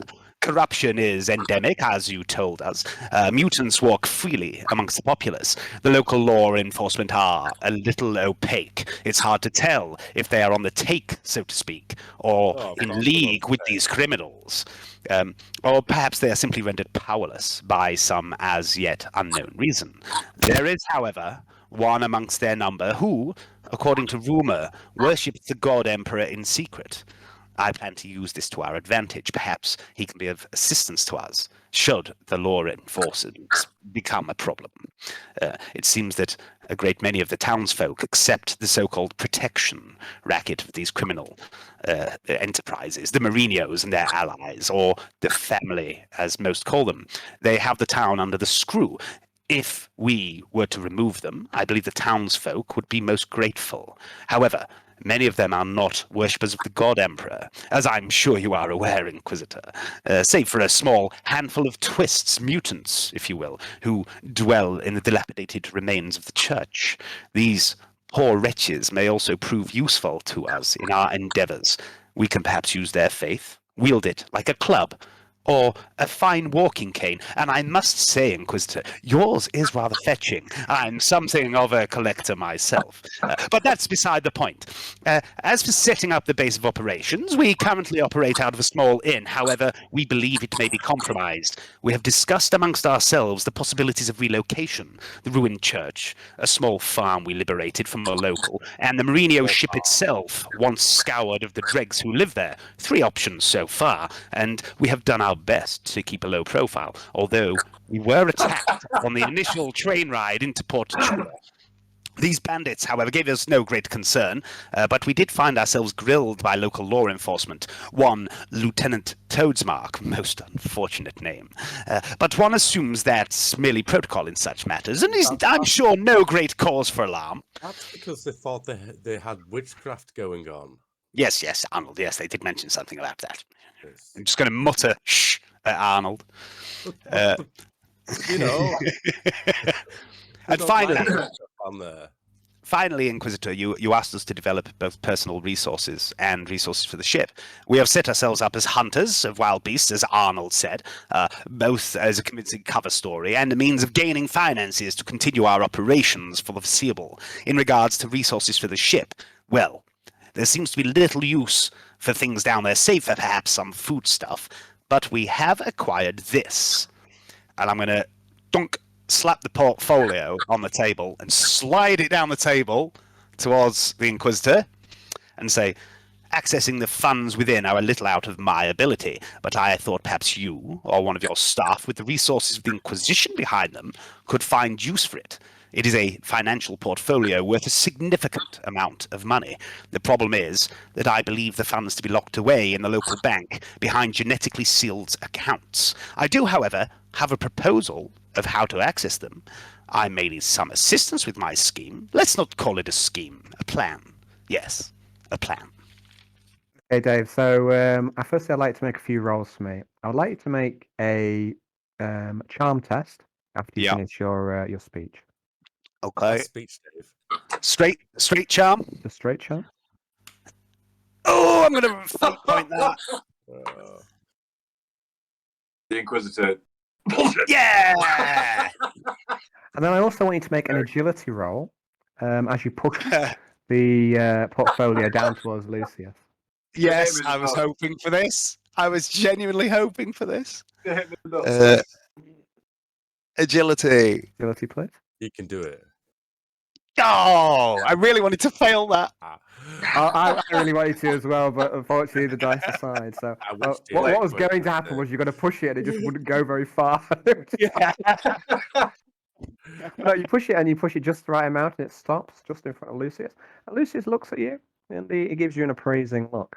He goes, well spoken, Quintius. I'm glad you approve of my cane. I am quite attached to it myself. And he also he pushes the portfolio over to Nathaniel. Nathaniel, have a look through this. And Nathaniel starts to look, and he pulls out a large monocle to get a closer look at some of the small writing. But Courtney, there's a heavy knock at the door, waking you. Oh. To sort of wake up slowly, sort of does pounding continues, and then just sort of get up off the bed, swing my legs off the bed, and sort of glide to the door. You feel refreshed. You gain 1 wound for your good night's sleep. Hey. Could I go to the door and is there like a viewport or like that? Sort of thing that can open, sort of see who's outside? You can. There's no peephole, but you can kind of crack it a little bit. Just to. Okay. Are you going to? I'll open carefully. Okay, you see outside is a stormtrooper. Oh, hello. Excuse me, Mom. Excuse me. I'm sorry to disturb you. It's the Inquisitor. He says you have to go to the briefing room right away. It's important, see. Okay, let me just grab my slippers. So I'm gonna go and grab some slippers. Okay. So we're heading under the jet, and then I'm gonna head to the roof. Okay, so what are you wearing? As in how? I'm wearing like a long gown. Okay. You're wearing like a dressing gown. Underneath it, I'm wearing some fluffy slippers. If there's any slippers. Yeah. Like there's clothing here. Your own clothing has been moved up, but there's also additional clothing in the wardrobes. So you put on what is effectively a dressing gown, and some slippers, and you head up to the briefing room. Are they bunny slippers? Please say they're bunny slippers. They're bunny slippers. If bunnies exist in this sector, that's what they'd be. but they're Squig. made of Base an equivalent bunnies. creature. Squig Basically. slippers. Okay, so back up in the briefing room, the servo skull, or one of the servo skulls that follows Lucius around, starts to go down the side of the table, and it appears to be scanning each of you in turn. It starts with Yuki. Who's So- Yuki? Yuki is he's a guy you met in the Crow. He's the face of the black market. He's another Oh, yeah, acolyte. yeah, He's yeah. not in Yeah, either Selfie 3 or okay. Selfie The 54. one what caught the deal, like He did. And he also sounds a bit like Roland Rat. yeah, Yeah. yeah. Tell you Sorry, about my blood. name had gone, but now it's come back to me. That's fine. Hey, Heresy uh, fans! He's from the Dramar district in Oh. Centella. Has he ever met Gaius? It's a bit odd in the Who? It's a small universe. Yeah. Okay, so so Lucius, so he's handed the portfolio over to Nathaniel, who's looking at it, and he turns to you, Quintius, and says, "Quintius, do you know that the painting can be found within this beach ship?" We have been snooping around for some time within the town. Obviously, we've made a number of inquiries, not regarding the painting, but we do know that the Merinos, the power in that area, they operate out of this facility, and we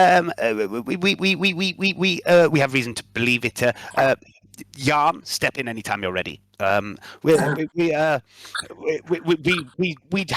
a hunch, I suppose you could call it, a rather significant hunch. A hunch. Yeah. I'm The just going primary to objective relies upon a hunch. raise a hand, sort of directed towards Quintius, and then I'm just going to upload the file I've got onto. If I may, is there a holo projector? There is a holo projector. Okay, so what I'm going to do is basically I'm going to show the snippets of conversation that I had with the different people around the table and anything. But when I'm going to show that, and then I'm also going to show upload any of the information on there that's relevant to basically what's been asked, because she did find out where it was, including the stuff about the big meetup for. It was what was the god called again? The person they worship. Okay, so there's a few things there. So Jan, Quintius seems to be kind of looking to you to interject while he's talking about the painting. Alexa, I want you to make a tech use test, see if you can relay some of the information that you want from your cogitators to. See, Alexa's memory would be excellent, but my memory is fucking terrible. No, so... it's mate. I'll chip in here. Don't you worry, mate. My memory is also bad, but I'll consult my notes, find out exactly what you found. So. Bear with me. I'll give you a recap, and this will also give people. Obviously, no one else was there at the big game, so this gives some of the other guys some of the other little recaps on some of the things that I'll get the found out. face thing that I've got. You've got an interface plus 10, yeah. Yep. Okay. Will that work? Oh, I don't think I've got anything. I'm afraid not. So you start to link up. You plug yourself in, and you start to try and relay some of your memories, which are stored within the cogitator system, to the holocaster in the table. And first of all, I'm going to have to refresh my memory because I can't remember exactly what you found because that was a few sessions ago. So just give me a sec while I get that roleplay bit up. The big game when Johnny lost it all. He didn't lose everything for the sound of it. He gained a few other things. Right. Now I never watched that video, so I had no idea you knew anything from that session. It's okay. We did pick up a few right. rumors. We did pick up a few rumors. Now, where on earth though? I will confirm what Quintius was saying with Jan. I will say He speaks the truth, Inquisitor man. Before making planetfall, I seanced with my ancestral spirit guides, and I was shown the location of your painting. He And looks for you. I fucking love Jan. Jan's incredible. now, since making planetfall, everything has fallen into place, and it seems the vision spoke true. I have no reason to disbelieve what I have been shown. Okay. He looks you. He looks you over. He looks you over, Jan, and he gives you an appraising look. He says, Awesome. "The veil here, so close to the miasma, is thin. I am of a mind to believe your telling. It may be that your prescience can guide us into the future." I hope to develop such abilities, my lord. Wagwan, Jan. Wagwan. We are quite reliant upon prescience to give us our intelligence on board this ship. The navigator is quite potent in this area. And Jagannatha, the head magister, he also has some skill as well. But I am not willing to risk an all-out assault on this planet without something more substantial than a vision. We need something more concrete. I must warn you not to rely too much upon your prescience. There are myriad of futures, and every decision that we take alters the possible flow and web of the future. And there is another factor. There are denizens, as you know, better than anyone around this table. Denizens in the warp, who may seek to lead you astray. They may seek to deceive you. This is why you should never rely too closely upon what we learn from our prescience.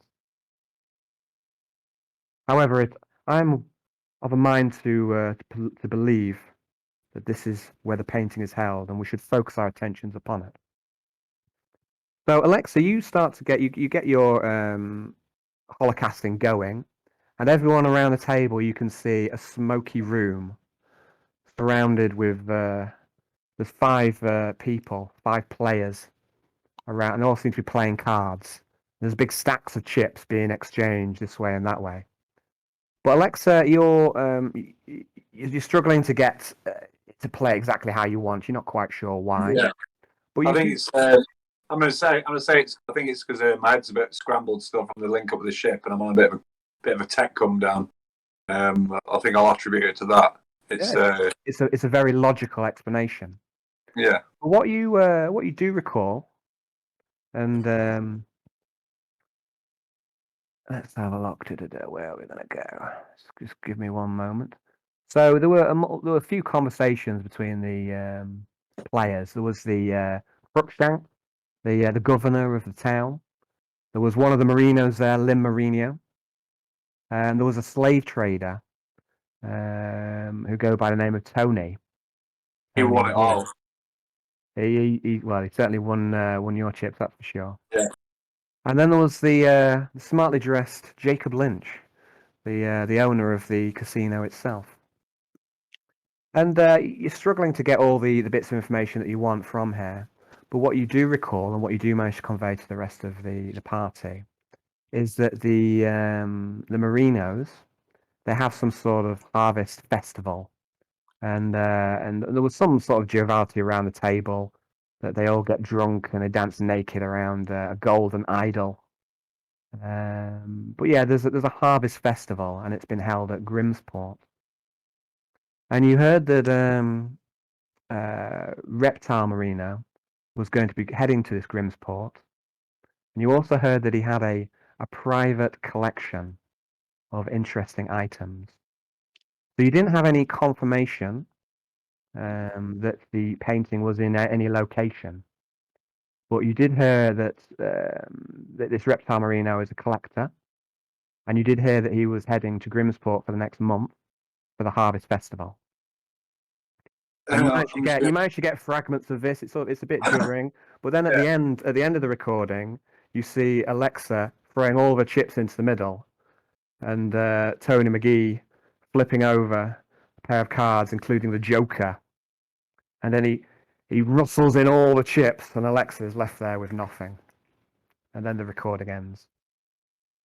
Money well spent, Alexa. Do I detect sarcasm? No, not at all. No sarcasm. You may have lost a significant amount of coin, but we certainly learned a few things, interesting things there. If this reptile, who I believe is the ringleader of the Meridios, is out of town, are we to assume he's taking his collection with him or leaving it in his base of operations? I believe at the Harvest Festival would be a perfect time to launch a strike, or to get all our rotten eggs in one basket and eliminate. That sounds like a good idea, Alexa. This is good. Then we would be unimpeded if we were to do these items in this collection. We may find things of value there that would be useful for trade. Are you suggesting that he is taking his collection with him to this Harvest Festival? No, but that bit wasn't clear during your conversation. So, in fact, it's all a little bit hazy.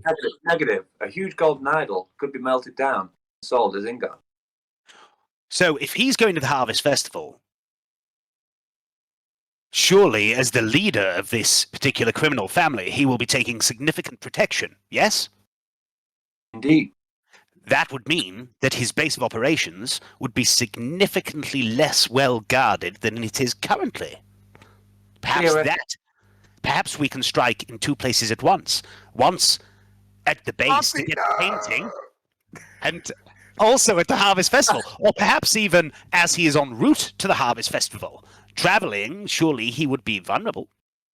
Perhaps if we just launched an orbital strike on the Harvest Festival, and then use that as a distraction, and then went down and launched an attack on the actual his base of operation while it's likely guarded. Perhaps that could work, because then we eliminate the threat and any possibility of them getting reinforcement. An orbital strike? What on earth is one of those? And Kiyoshi stood next to the Inquisitor and goes, Hey, as long as you send me to get my hands dirty, I'm quite happy. I only know what an orbital strike is now because of the spaceship, so that's how I would know. It's like seems a waste. Seems a waste not to use the ship's awesome firepower to achieve our goals. Alexa, you are aware there was a series of armaments being kept from the ship. There was a missile silo, and you're quite sure that these missiles are planet killers. Right. But the ship didn't want them to be used in the battle against the Orcs. But you are quite sure that the ship does have the capability of exterminatus. Okay. Well, that's maybe a bit too far. I'm just throwing it out there.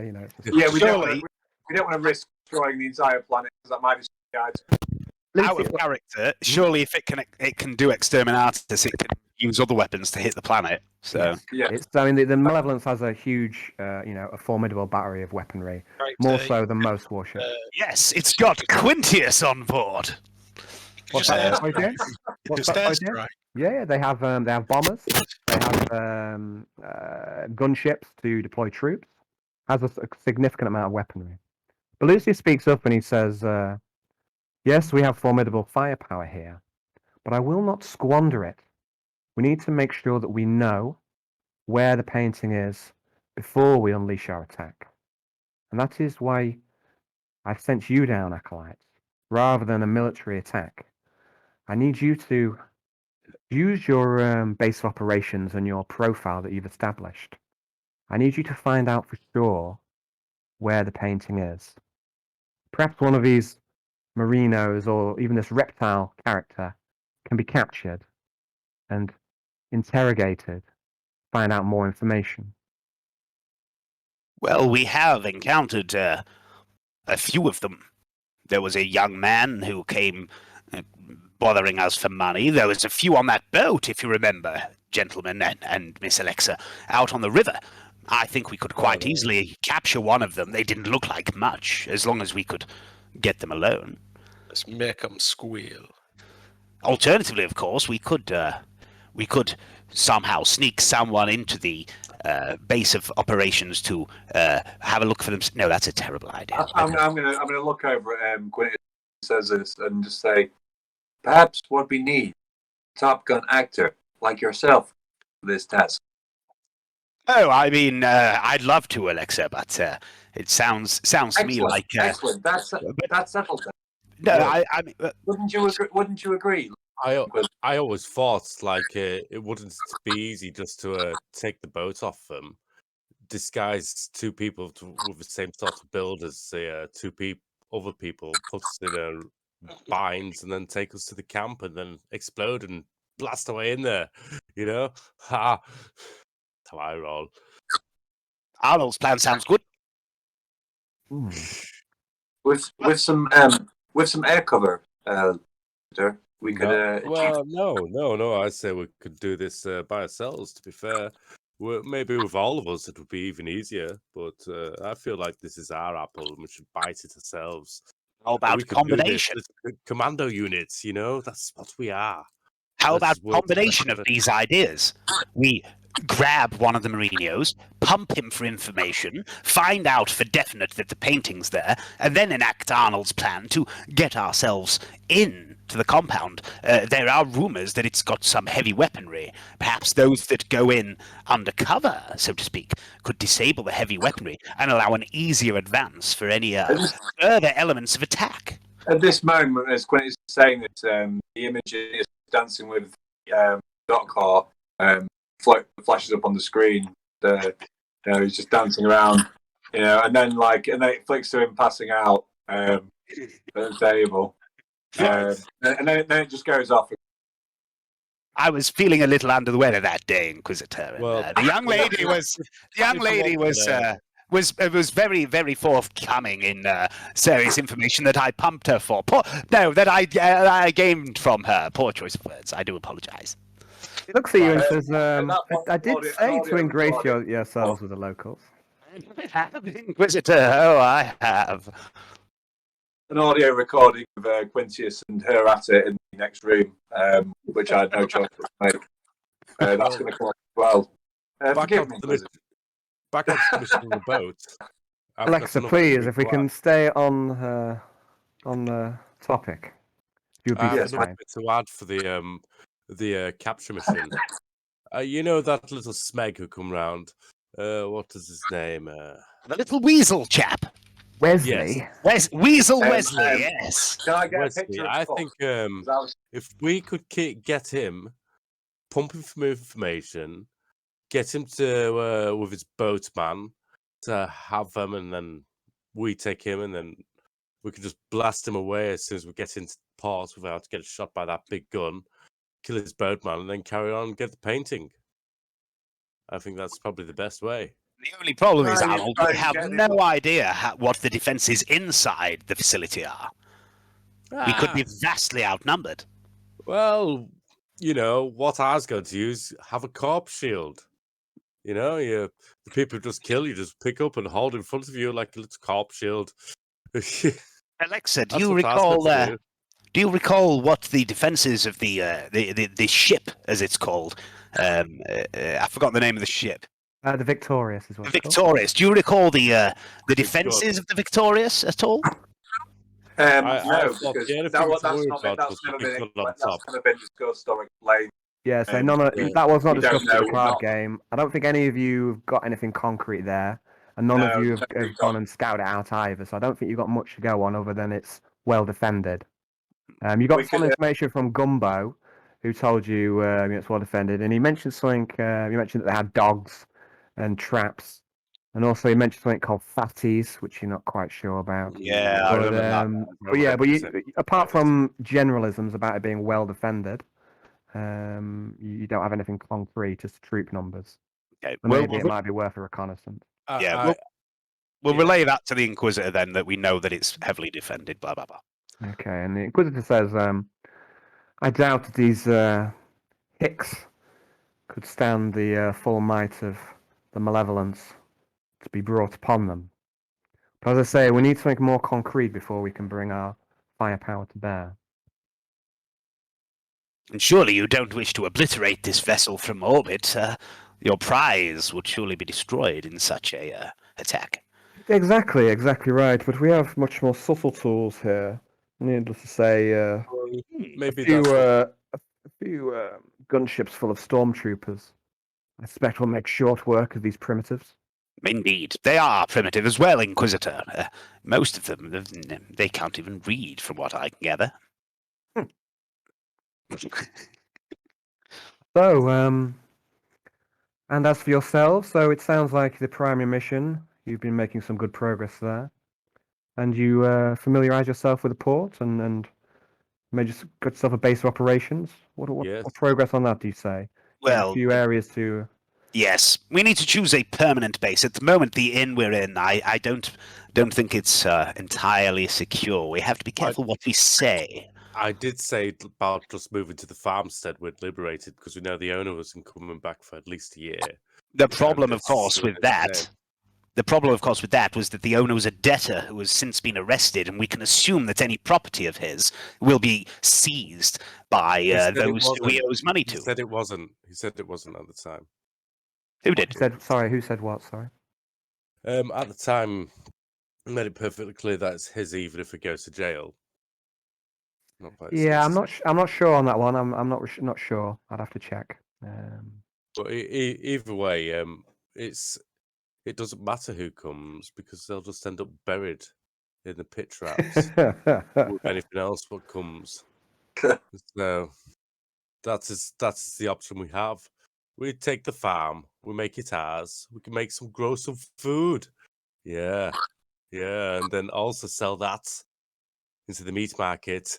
While Sounds like yeah, it's hunt no, what I'll for say, what animals, I will say, and then maybe I not can set my burger bar on the ship. Dog And we'll burger. be millionaires. I'll have my burger franchise. McCartney's.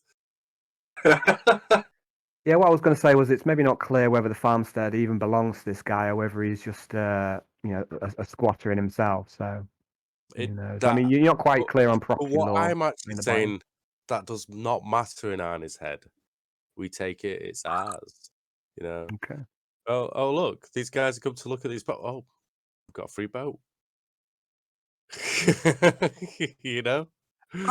there is, of course, the option of the church. Now, it strikes me as unusual that these mutants, who appear to be loyal to the God Emperor, have set up a home in the center of town in a church, surrounded by all these godless local heathens. Now, surely it would be no mean feat for the police, the enforcement, the gangs, whoever, to charge the church and rid themselves of this plague of faith. Why have they not done so? Is there something keeping them out? It might be an option worth considering. Well, I don't know what to say. That's Quintus. We need to learn more. Very well, very well. And your cover story on the planet? What role have you taken? You say? We are hunters, Hunters. traders. Oh, shush, Alexa. And We're just also, trying to make money where we are. a little sideline in bounty hunting too. Interesting. Okay, I had feared the worst when we lost contact with you. That's because the comms are down in the bottom of the river. I'm just going to play a recording of the fight with the crocodile and the backpack coming off.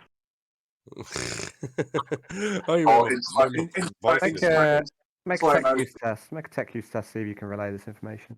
Slow motion. Might be going. I don't know. I did with the Vox floating, drifting to the bottom of the floor at the same time. A bit like Jaws, but with like crocodiles.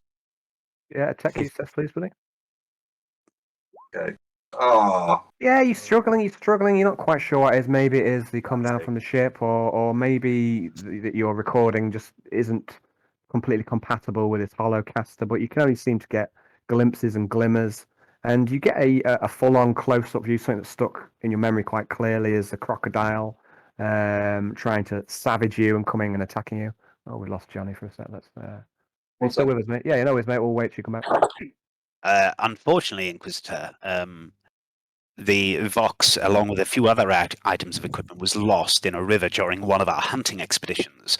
However, Miss Alexa did prove quite the warrior and slayed the beast responsible.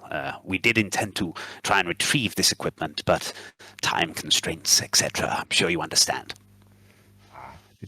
It doesn't sound worth the risk to go back down to the bottom of the river. We can supply you with a new Vox. Excellent. Excuse me, Inquisitor. I need to use the little boy's room. Okay, very good. We're just going to take a quick break. I'm going to do the same. I'm doing the same now.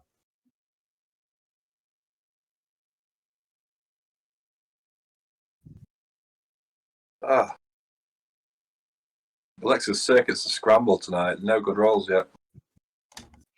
Clematis has had some amazing rolls. But most of the stuff she's testing on was like pretty high. Yeah. For Clematis, she had some. Well, my thingies is pretty high. Like with the even the thing, it's at like 64 with the interface. Well, yeah, that's no higher than Clematis has had to roll. Bad rolls. Roll 20. Oh yeah, oh, sorry, I was just going to say it's Brad Yard. Yeah, bit with Yard was awesome. Was I just love him. Yeah.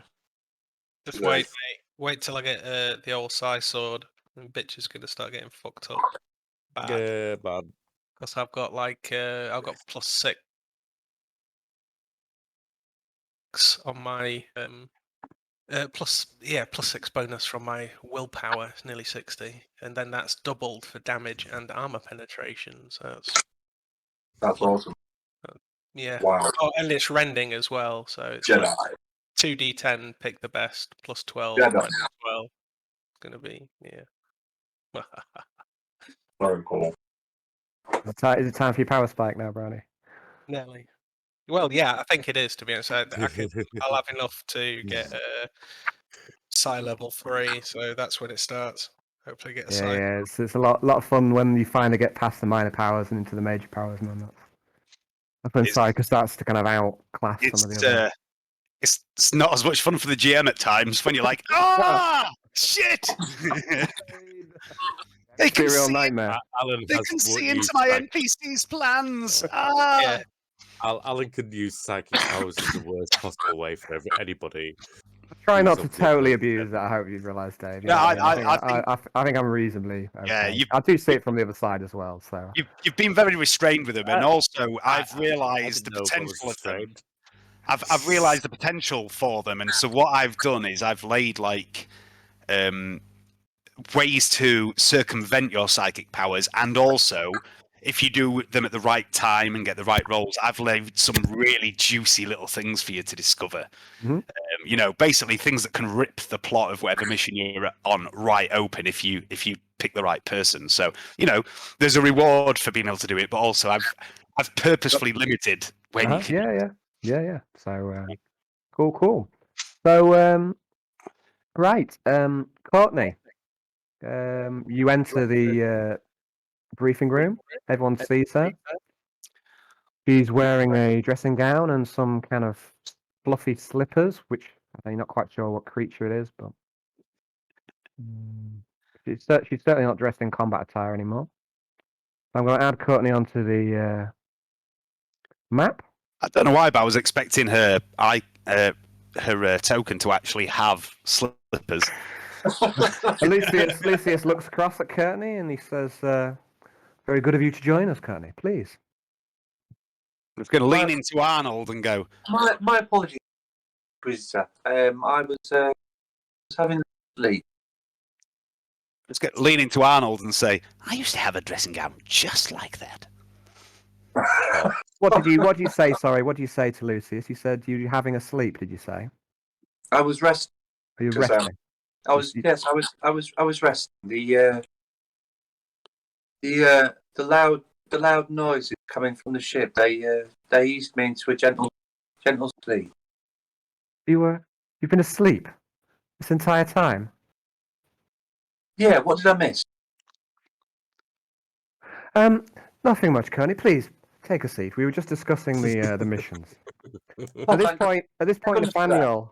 Nathaniel, so would you move your token, please, Johnny, to where you want to sit? And at this point, Nathaniel shouts up and he says, "Sir, I've had a look at these papers, and yes, it's quite right. There is money here, money to be made, or money to be taken, but it's not held in the bank. They have a more primitive system.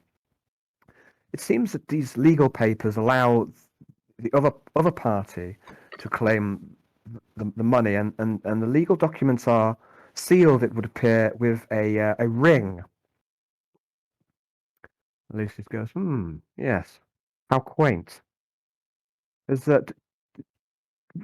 Would you happen to have the ring? Yes, as a matter of fact, I do have the ring. It's in safekeeping planetside. I could always forge another. I'm lying. Okay, make a deceive roll, please. I knew this was going to happen. Straight deceive. Great save. I'm going to fucking use a fate point. You're so bad at deceive. Oh, fuck me. So you think you've Right. told a convincing lie, and Yeah. people seem to be lapping it up. I mean, but perhaps you're a little bit more nervous than you should be. So and you try and rein that back in, but you think you've told a convincing lie. And Nathaniel speaks. He says, "Yes, but you would have to impersonate the owner of these documents in the ring." And Lucy says, "It seems like it should be right up your street, Quintius." Well, Inquisitor, I believe you are correct. This will be my greatest role. And he nods and he goes, "We are dependent upon trade here, out in the expanse. We're not fully self-sufficient on a ship. It's not possible. We need to trade to make money, to buy food, to buy weapons. Trade is an important part of our mission out here. We must be a rogue trader. Any resources you can bring aboard the ship, we can turn to trade." What are you going to say, St. Hayden? I was just going to say weapons on this planet are useless. I've seen more advanced stuff in my in the kids. Doesn't matter, but I've seen more advanced stuff everywhere else apart from this planet. They're almost like they're just rubbish. Well, every planet has things that could be of value, things that could not be found elsewhere. And keep in mind that you've been confined to Port Chula. Changla City, the capital, is more advanced than out in the port. Sorry. Courtney's going to speak up at this moment. Sort of like those mines saying untold rich. If we had a way of tapping into them, or if we could get the manpower somehow, coax the manpower. Perhaps these. You didn't know that. Perhaps we could tap into the resources. Maybe there's. We have the technology on. Do we have the technology on this ship to maybe detect things that they haven't on the surface? If they're so low tech, maybe perhaps we could use the ship's feelers to find resources that we could claim for ourselves. Set up a base of operations there. That might be a way to potentially get some money. And then she's going to stick her feet up on the table, so the bunny slippers are showing. Yes, some planets are renowned for their mineral wealth. Perhaps this is one of them. I would like for Nixius and for Quintius, I would like you to report tomorrow to the Master of Coin, Cassandor. I want you to take a more active role in the ship's trade. Constandor has been feeling stressed recently, and I would like you to lighten the burden that is upon him. It will be our pleasure, Inquisitor, I'm sure. We What's need... the name? Oh, sorry. Go on, sorry, no. I was going to ask what's the name of the quartermaster? I think Alexis. Quartermaster is called Dominic Peters. Going to wait and you carry on what you're saying. Yeah, and he says, so he carries on saying, he says, we need money. We need resources for the ship. It's very important. Alexis, Perhaps the most important task. Alexis is going to pipe up at this point. Dominic Peters, the quartermaster, he seems to have a great deal of money. He seems to want people to give him extra money when he wants things. And then he sells you things that don't work. Perhaps if we appointed you in that role, that might help facilitate the economy aboard the ship, but also facilitate the economy with our trade as well. Perhaps he is hoarding wealth when we should be using that resource to acquire more, or I don't know, something. I'm not firing on all cylinders tonight, guys. Sorry about this. It's okay, mate. You're firing just fine, mate. Don't stress at all, buddy. Lucius looks at you, and he raises an eyebrow, and he says to you, "The quartermaster enjoys my full confidence and backing, and I would suggest that you find a way to work with him." Now, on to cell 54. Are you going to speak up? I was worried that. I'm going to say, I was just going to say, so you back him to give us armor, which turns to dust when you, when people shoot or grab it. Ridiculous. I grabbed Quincy's arm, and his armor just turned to dust. It's ridiculous. It was no particular problem, Inquisitor. Nobody was hurt. It was absolutely fine.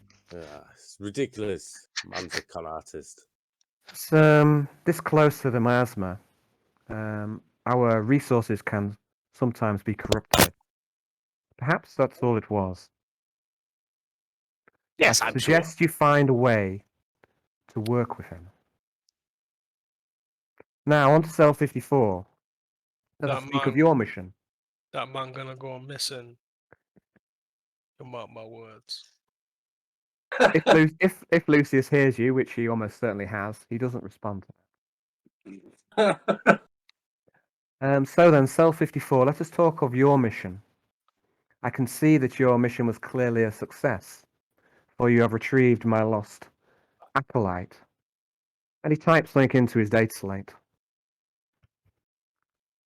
And very shortly after, Talos enters from another door, not the door that you came in. I've been playing far too much Skyrim. Who's Talos and Skyrim? This guy's actually is God. Is he? Not God. Yeah. Is a man which ascended to godhood, and it founded the Imperium. Oh, And his worship is outlawed, which is why all the Stormcloaks are outraged. I pinched his name from a book about the Night Lords, and he's a Night Lord, which is a chapter of Chaos Space Marines. He's a Night Lord. Yeah, I know. Prophet. Night Lords, Sevatar, most famous Night Lord to me. Anyway, so Talos walks in. He's huddled in a robe. He can't see his mutation too clearly, but he can't. He can't hide it. And he walks in. He sits down at the remaining chair. Is that next to Quintius? Is next Yes. to Quintius. Quintius moves his chair slightly closer to Arnold. Okay, and Talos, he looks you over. Good. So then, Acolytes, what happened? You started off your mission. Nixios and Nathaniel forged some papers, transfer papers, and some tickets to see you on to Really? Lost Hope. They were very good at their jobs. And Nathaniel goes, well, it was mostly Nixios. I mean, He did the bulk of it. Oh, you're too kind, old boy. It was a joint effort. Did you know it? Xanthei's got a head down as you guys start talking about the mission. Well, after all the papers were done, we headed to the main office. What was his name? Anybody? We went to see the man, Who are you talking about? The head administrator? the head Yeah. administrator. Yeah. It was head administrator KLRS, isn't it? So we gave him our story and our papers for this man. Maintained the we guise went- of being slave traders throughout. Yes, we pretended to be slave traders, and then we went to the caves, or the mines where they were. The guards warned us about people not coming out, and we can understand why. Conflict, shooting, blah blah blah. Lots of pain and mutant death. And then, can anybody describe what we saw next? That thing. Oh, I don't want to think about it. Emperor protects me and guide me. Can anybody describe this thing? I try to block it out of my mind. Forbidden creature. Xanthei speaks.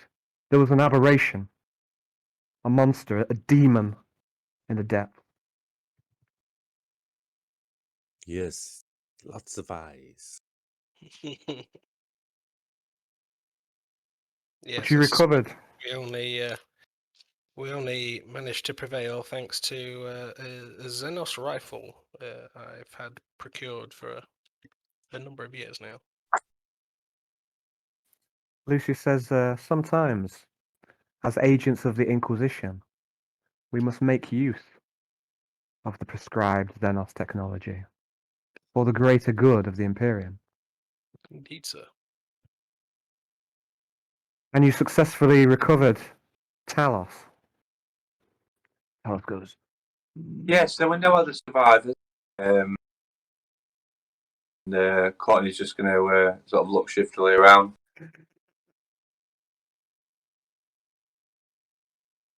It was, we did it. I felt She machine gunned them all. That was awesome. But necessary. Talos, report.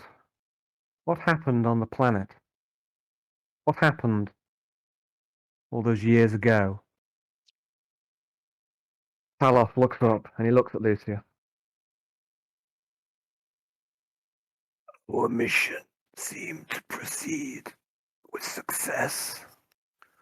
We established ourselves within Portula and posed as merchant factors, seeking trade in hide and horn. We made inquiries subtly about your painting. It became apparent that the only ones in the port who had the wealth and inclination to deal in artwork were the governor, who is the representative of the Andromeda's Combine, and the Marino family, who were the true power in the port. Some well-placed bribes yielded information that a Marino by the name of Reptile, one of the more influential members of the family, had a private collection of artwork, but it was not clear where they were kept, these items. It could be that the painting was in the seat of the Marino's power, the Victorious, an abandoned battleship from which a settlement has sprung around. Or it could be that the painting is held in another settlement, known as Grimsport. It serves as the Marino's breadbasket. Or it could be that there is another place, not known, secret, where he keeps his collection. Next, we made moves to get closer to the Victorious. To out and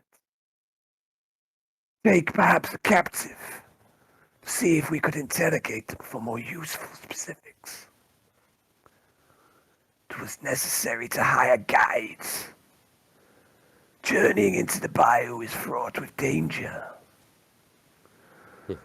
We hired a tracker, and a gunslinger, and a boatman and craft.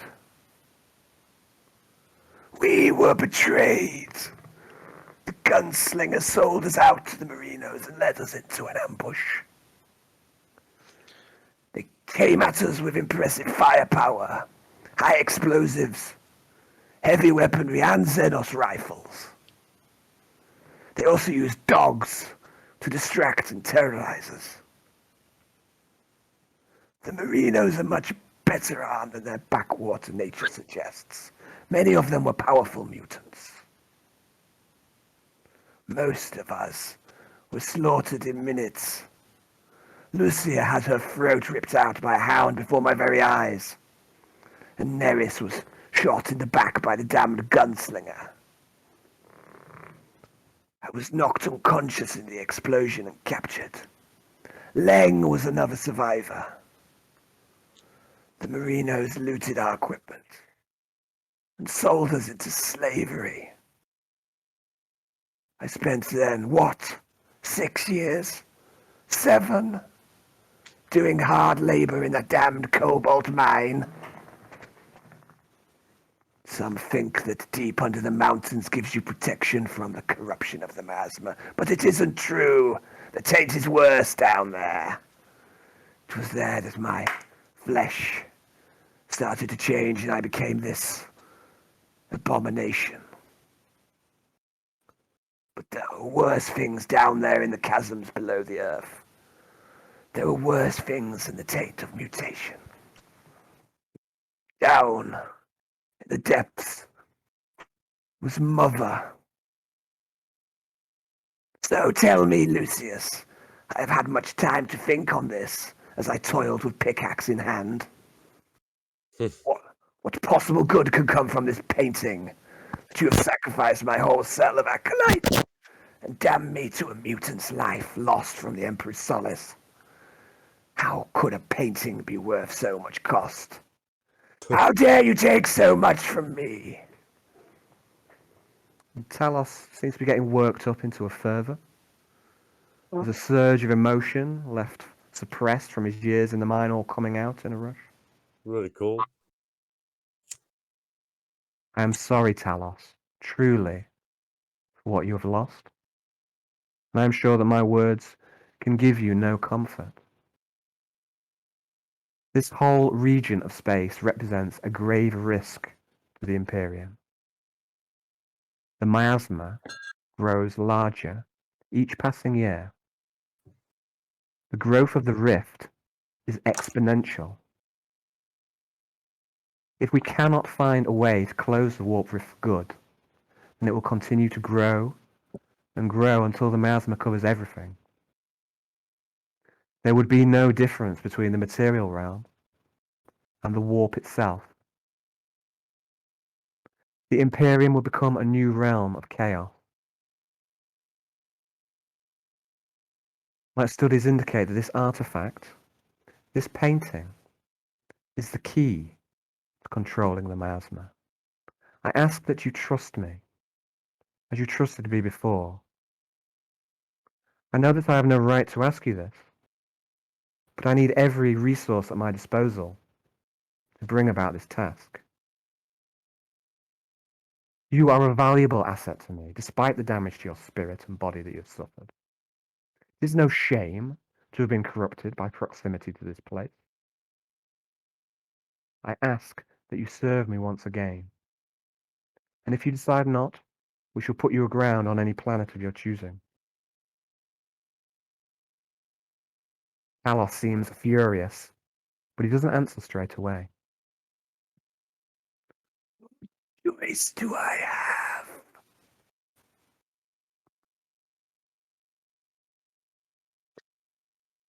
There's an awkward silence. Mr. Talos, the Look at you. gunslinger. the gunslinger you spoke of who betrayed you. Do you recall his name? Of course I recall his name. I curse his name until my dying breath. James, he went by the name of. A cursed name. I believe I have had the displeasure Hello? of his acquaintance. 1 minute, Liz. Assist us, Talos. Hiya, Assist how you your doing? Inquisitor further, and you can have your revenge upon this Pardon? man. Do you think the trampoline will be okay? No, it'll be Yeah, shit, Liz. Yeah, it's... Don't drink the champagne, it's cursed. Can you hear me? What? Oh, Liz, roll for awareness on the champagne. I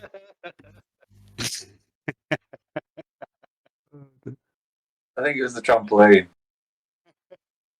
I thought you said champagne. I thought she said, Trampoline. "Oh, Dave, you've failed your awareness roll." Yeah, I fucking have. The champagne trampoline? What is this heresy? oh, yeah, yes, I think the trampoline will be fine. It's just underneath a hedgerow. It'll be all right. It won't blow off. The champagne? What is this? Yeah. I So, can't.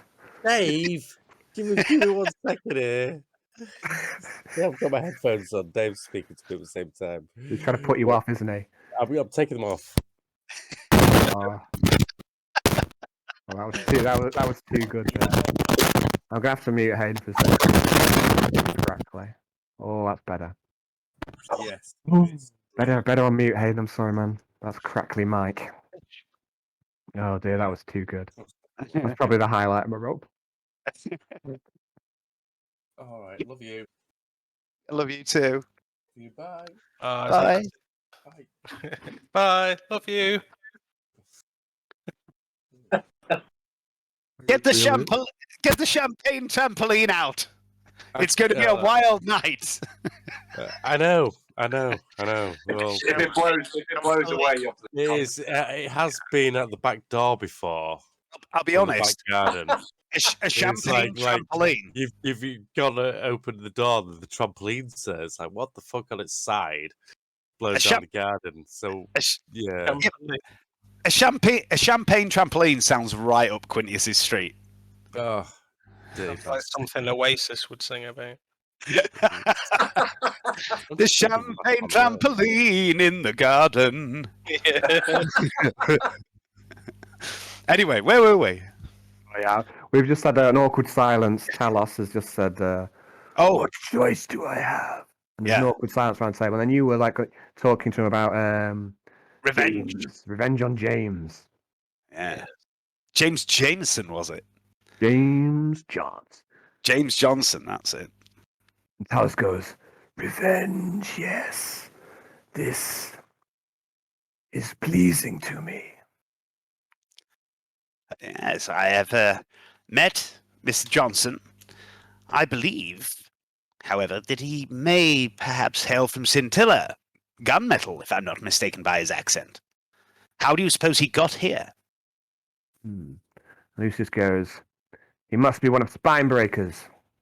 He tried to ingratiate himself with us. We've told him already. We haven't told him shit. I haven't told him fuck all, mate. Have. No, No, we we haven't. haven't. You've told him what? You haven't mentioned the Inquisition. You haven't No. mentioned our mission. No, must- he wanted to know. He wanted to know what was going down. Of course he did. Are you He telling this to Lucy? suspected, and he tried to pump us for information, man. But I suspected him also, and I told him nothing. He must suspect. He must suspect. Fraud, man. He must suspect that that you are that you are serving me. If Spinebreaker has a cloaked ship at his disposal, he probably watched your cargo lifter depart. He probably was aware of your arrival in his town and be on the lookout for you. Then I suggest we remove him. Mr. Talos, I'm sure, would be interested in such an endeavor. Surely we are not compromised after our return voyage. That'd be an easy task of removing him, to be fair. I have a whole plan set out in my head right now. I go to him during the day using my mercenary license, and I go say, hey, dude, I need a job. And while he's going to pick up mercenary license, I'll say, hey, check out this. And I'll put my a pistol on the side for him to look at. So he walks past me, picks up a pistol, and I just chop him down with my big sword while he bends over a big pistol. Your big sword is broken, Arnold. Plus, Uh, would you deny our new friend Talos the pleasure of his revenge? Well, I could just snap him over my knee. It's too quick for him. Yes, I agree with Talos. I think Talos should be the one. Acquire him. Interrogate. Sell him into slavery. An eye for an eye. Why don't we just take his eyes, man? There'd be no gunslinging with no eyes. I think Mr. No trigger Talos, finger. selling him into slavery just enables the possibility of his rescue or escape as we rescued you. I think you should kill him. That will be the most satisfying form of revenge, surely. Take his life. Talos is nodding now. And he sounds like he's hanging on your word, Quintius. I'd like you to make a charm roll at plus 30. Plus 30. Yeah. I see what you're doing here. Playing on to his psychotic urges.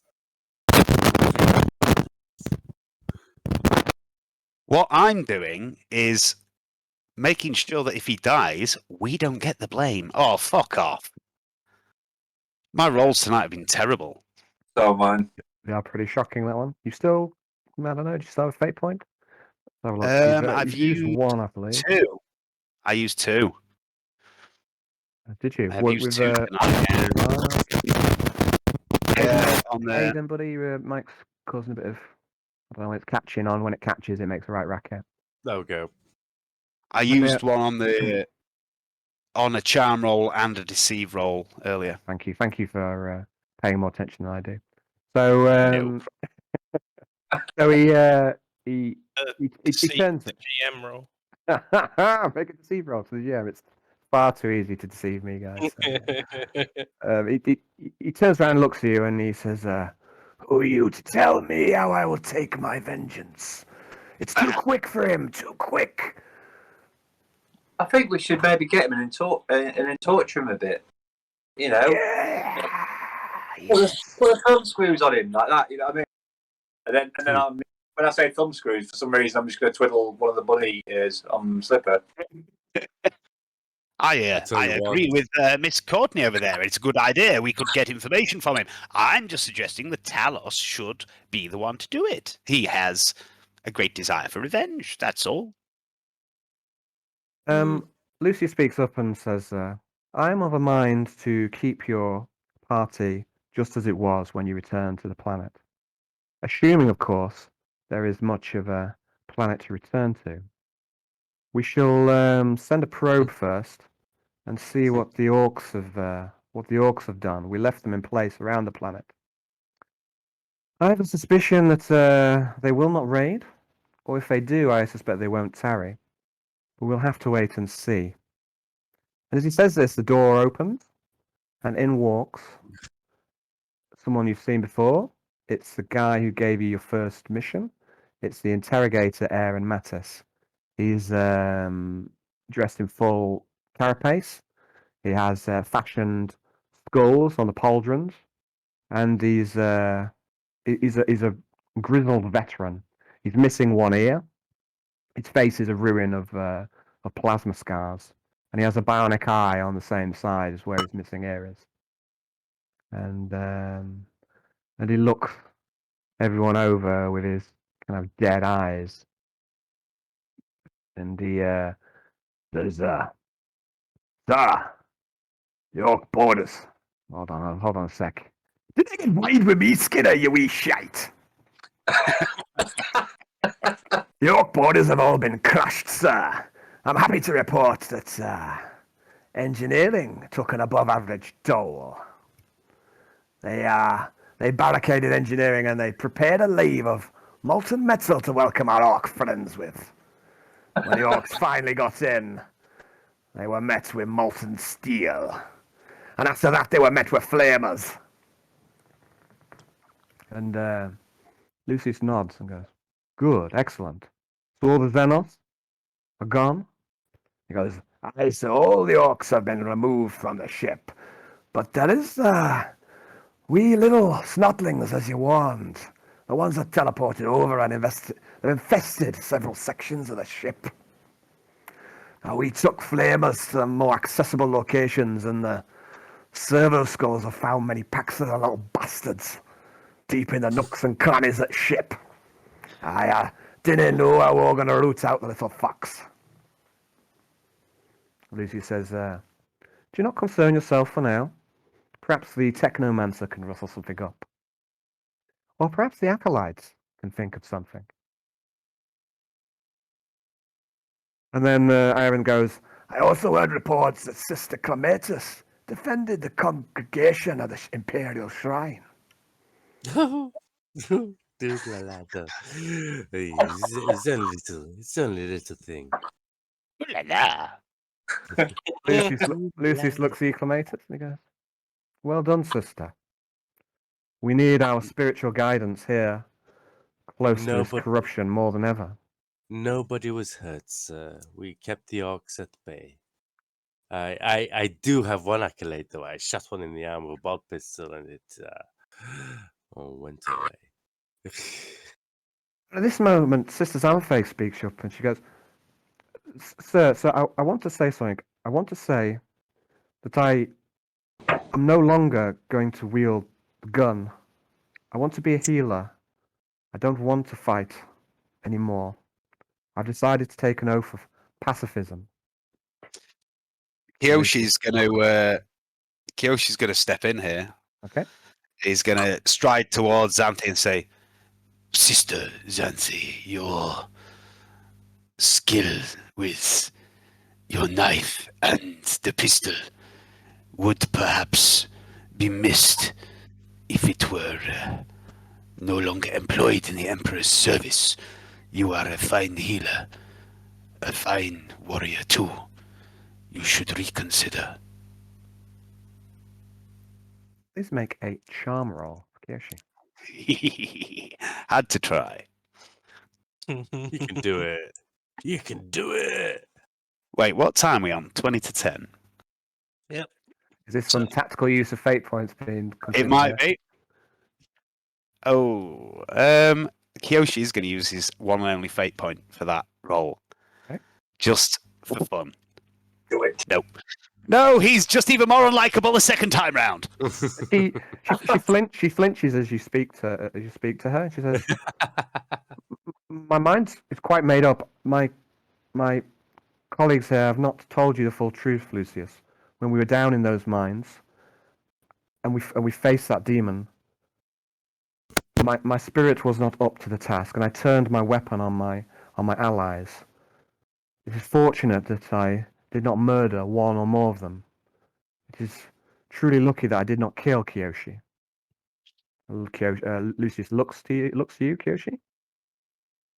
I will interject with what's his name? With Nixius? Nix, yes. And I'll say, my lord, the caliber of the creature that we faced, it's entirely understandable that anybody could suffer such a psychotic break and be unable to control themselves. It could be that the creature was controlling her. I don't really feel it was. She should treat herself so badly. As a healer, I can understand why she's so broken by the events. I spoke harshly to Sister Xanthe in the mine, but I have. So it's all your fault then, Kyoshi. I took the discharge of her weapon, my lord, and I bear no ill will towards the sister. I learned something today facing these creatures on the ship. We should not be so keen to judge those who pale in the face of unknown terror. The creatures I fought, I underestimated them. Xanthe, too, was not prepared for what we fought in the mine. I misjudged her. Lucius speaks. He says, listen, Xanfe. Listen to your allies. They do care for you, and they bear you no ill will. I ask you to reconsider. But if you choose to give up the bolter and the blade, then so be it. There are many ways that you can serve us. There are many ways that you can serve the Emperor. Xanfe, she seems to take some solace, and she actually makes eye contact with a number of you, and she seems to have been struggling to do that since their encounter in the mines. And for a time now, she actually makes some eye contact. So perhaps Yoshi. there is some progress there. Yoshi holds her gaze firmly, not harshly. Okay. The interrogator speaks up. Aye, sir, so you'll be wanting to see the butcher's bill now, eh? And Lucius goes, how many did we lose? Aye, too many. 82 stormtroopers. We lost 3 interceptors and 1 bomber. 1,211 crew members are confirmed dead. 456 non-lethal casualties. 220 servitors lost, and 88 server skulls. The ship, she taken a right beasting. Lucius says, our campaign has barely begun. So much loss of material. And you get the impression that he's furious, but his anger is being kept on a tight leash. I suppose we should be grateful that we're still alive. The damage could have been irreparable. And we have the Acolytes to thank for that. Aye, sir. The interrogator Mattis, he takes his place at Lucius's at his right side. And okay, and he takes his place there, and he stands for the rest of the debriefing. Acolytes, I have my new orders for you. Firstly, I want everyone to take some time for rest and recuperation. You're looking like you need it. Thank you. Seek out the good doctor and get some medical attention. Killing orcs is hard work. With a blade. Indeed, they are fearsome foe. I am impressed that we did so well against them. Impressed that you could stand against the orcs. You've done well. Especially you, Arnold and Kiyoshi, to face them at the front lines. That takes some skill. We did want to endanger our backup gunnery line. They were vital for us finishing off the orcs without any casualties. I serve as always, Inquisitor. Ship owes you her thanks, and the crew are indebted to you. Alexa's going to sort of, take on Taylor's stats figures on board, and then just sort of file them away. Just, she doesn't really feel anything. She sort of feels a little bit angry. She was given the order to do that. You're only following orders. I was only following orders, basically. That's exactly what I'm going to put it down to. So, yeah. Let's say you're quite comfortable with the scenario. You did your duty. You didn't gain any insanity points for the incident, so you're still quite settled in yourself about it. Just following orders. Okay. We shall return to the outskirts of the Orpheus system and scan the planet. So we shall see whether the orcs, whether they're still there, whether they've raided. But if they have any sense, they won't tarry there. This planet is under the protection of the so-called king of the Miasma. This self-proclaimed king is a servant of chaos. He goes by many names, but the most common is the Butcher. Others call him the Plague King or the Fly Lord. Yeah, that doesn't bode well.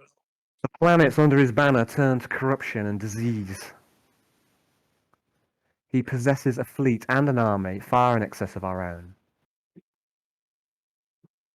My intelligence, our prescience, suggests that part of his fleet is travelling to the Orpheus system. He has no love for servants of the Emperor. The patronage of this king is why the planet has survived with so little in the way of defences for so long. I suspect that even the orcs may fear to provoke him. Still, orcs are renowned for their bravery and lack of sense.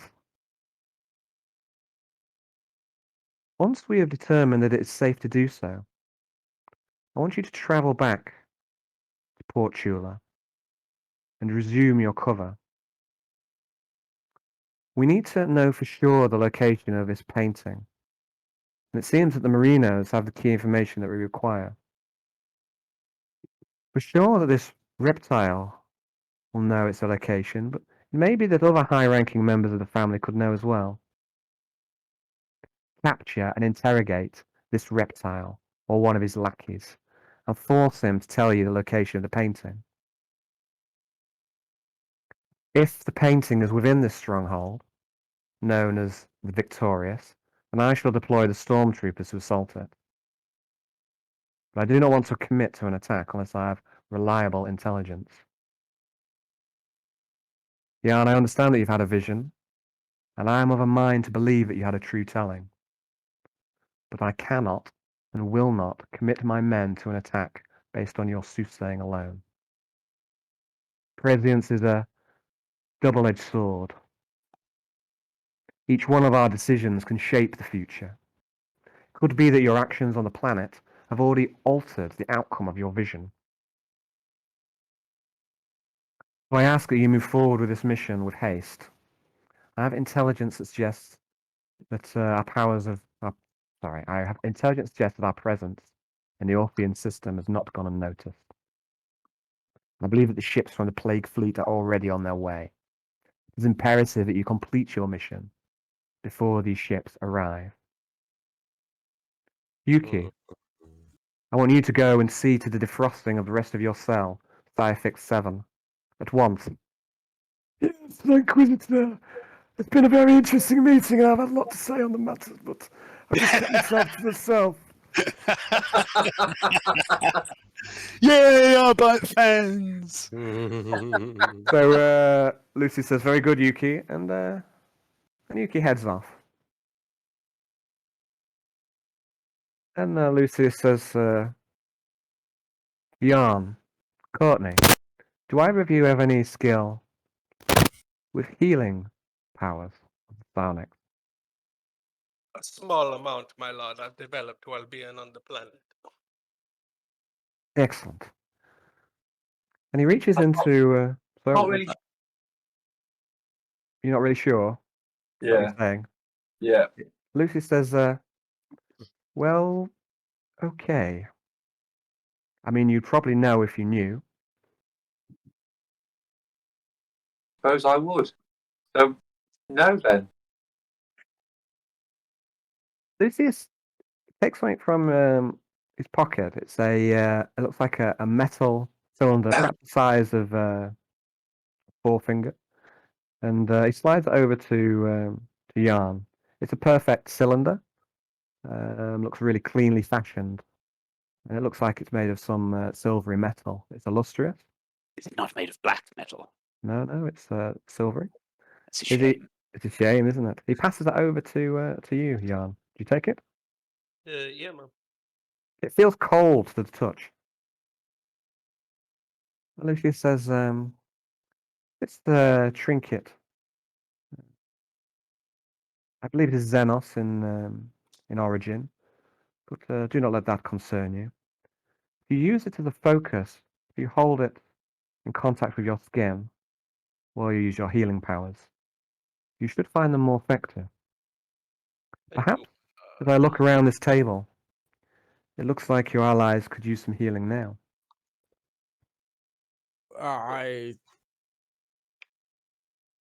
Nothing like I could use some Kyoshi first. He looks like he's gonna pass out. Pass Yeah. out. Kyoshi Yeah, does look in bad You look way. terrible, Kyo. You look terrible. I have felt better. Yeah, you Okay, look so- better as well. Are you going to Yeah, act as the Inquisitor says, Jan? Yeah, I'll give it a try. Okay, so the trinket it acts like psi focus, and that's all. So if you'd like to make, who are you going to heal first? I will try and heal Yoshi. The guinea pig. Turn him into mutant spawn. I'll get the spoon wielding assassin ready. That's it was a great mental image. I did quite enjoy that one. Playing the spoons, he like pushes up to someone and then stabs them in the eyes. Scooping their eyes out with spoons. Oh, nice. Sounds Who cool. do they to- Okay, so you Helen Koshi, so a willpower test. It's actually just you roll a d10, sorry, and you add your willpower bonus, which I think is 5. Now I think if we round up. What's your willpower? Is it 5? Is it 55? Is it? You're never up to 55 here. Yeah. Oh, you are. I think you do round up. I think. What do you think, Dave? I'm pretty sure you do round up in this case. Can double check for you. I've got the rule If book you right. wouldn't mind, I think I'm not sure. Is the answer? Uh, Okay, now your willpower's getting obscene. But your stats overall are really solid. Apart from so it's fellowship, but threshold 7. I don't know. Hang on. I'm not sure if you do round up or not. I'll find out. I mean, you've only got to roll like a fucking 2 anyway, haven't you, to cast the power? huh? I mean, it's good to know. I mean, we'll play it for now that you don't round up. You just until you get up to 60. You're at plus Sure, 5. Okay. Oh. You sure you round up? Ah. You say. Okay. In that case, we'll say you round up then until we know Just anything. says Okay. it just says you make a power roll by rolling the number of dice equal to your psi rating, so 1 to 6, whatever you choose, and add your willpower bonus, which would be 5. Yeah, which is always rounded up. If you, Where does it say that? under stats. I'm of a mind. Anyway, just make roll your dice. We'll play it as that until we know any better. Okay. So I'm of a mind. I believe the brownie knows the inner workings of the book. So just make your roll, and we'll see how we get on. So you need a 10. That's good, right? Not a 9. So Yeah. your power goes off. Now when you roll your d5 for this use of this trinket, I'd like you to add +1 to this healing roll, and also any other healing sort of powers that you gain over the course of your. D5. Yes, d5 is a normal roll. Yeah. Yeah. You add +1 for the trinket. Okay. And that +1 also works for any other powers that have any sort of healing effect. Is there any? I don't know if there's any others, but No, there's no overbleed for the. No, it's only a minor power, isn't it? So. yeah, I don't know if any mage powers. So you get 6 wounds back, Kyoshi, Cool. and Cheers. you feel much better for the. Yeah, I'm now on 0. Good. Okay, so who's up next for healing? I need healing. Let me try. Come on. There you go. That's good. Get Okay. that voodoo power on me. Voodoo, what you gonna do to people? So +4 for Arnie. So it's better than. That's solid. Solid heals. Oh, thank you. Thank you very much. You're Okay. welcome. I think. Anyone else? Anyone else in need of healing? How much Oh does yeah, a heal by? I'll have a bit of heat for going around. Yeah, One Quintius needs some. one second while we're just on me. How much did a heal by? 4 wounds. 4 wounds. Yeah. And can I just do this? Use a fate point to roll myself D5 wounds back. You can. Give me a second. I'll have to type it in. Was it /RD5? Yeah, Space space RD, D5, yeah. space D5, yeah. /RD Space. space 5. No. / roll space D5. Yeah, R works as well. Oh, that's good. 4 wounds back. Okay, so that's another 4, so that's +8 for Arnie. I don't know where you're getting this rounding up for your bonus, James, but it says in the rulebook the characteristic bonus is equal to the tens digit of the characteristic. For example, Jonas has a toughness of 45, so his toughness bonus is 4. Adriel has 36 perception, so his perception bonus is 3. Have I read that? Maybe. Are you looking in the Only War book? It may be changed in the Only War book. Yeah. So Arnie, you've got +8 wounds. Yeah, I've put it on to 2 now because of that -6. Okay, Courtney, Courtney's spoken up, asking for healing. Yeah. What does she need? I've Don't got about. I need 8. That's a pass. And I heal her for 6. Very Solid. good. Quintius could do with some too. Excellent. Quinn. Come on, you're not done yet, Jan. Oh, I feel loads better. Hey! Right. I'm going to have to re-roll that. One Oh, from God. Yes. It So, would Using would a happen fate on- point to re-roll that, right? yes. Okay. it would happen on fucking Quintius, wouldn't it? Yeah, I nearly didn't do you, mate, just because I felt the heebie-jeebies. Right. That's a pass, I think. It's mate. threshold 7. Yeah. Yeah, we just said that you only get +5, so that power. You seem to be struggling with Quintius for some reason. You're not quite sure why, but something about Quintius is putting off your healing energy. Mumsy, No. Mumsy, why have you forsaken me? Bit more careful what you put your dick into. Absolutely not. And Lucius, he looks at that. If he, I mean, you're pretty sure he heard that, but he doesn't say anything. To be fair, I kind of got some free healing out of Brittany, so yeah. I mean, there's nothing to stop you from trying again. The interrogator walks up to you and says, I could use a bit of healing. Of course, sir. And when you get closer to him, you see that he's drenched in orc blood. Green paint. I say in my mental universe, orcs have red blood. Oh, not green. actually, James! first of all, actually, I need to roll. Yeah, use your fated armor. Nah. Okay, so you don't get back the first fate point. So I'm gonna heal him. How many fate points do you have in total, Brownie? But, I need to do a perils. How many fate points do you have in total? 1. Is it just 1? Okay. So perils roll now then. So, I do like this bit. Oh, God, no. Okay, so is it what, a D100, is it? Let me get Yeah. the perils D100. Warp mishaps. Roll low, James. Roll low. That's not bad. Where are we? At least it's Right, not a full-on peril. Okay, what did you roll, please? 43.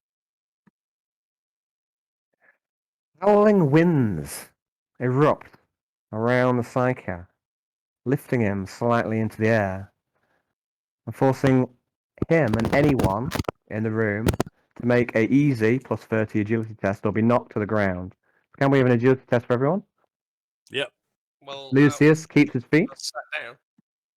Well, you can be knocked out of your chair. and 30, buffeted by the you wind. say? +30 agility test, please. Let me heal. get that to Ah! fall over. Ah! Including That's got me An not. easy plus 30 agility test says how. So Arnold, these winds, you don't know where they come from, but you know that it must be down to the the spirit craft being performed by Yarn. You're not stupid. And they Blows puff at you, and they straight- just and even though you're a big guy, it pulls you out of your chair and sends you flying across the room. And you're joined, I think it looks by Alexa, Quintius, is it?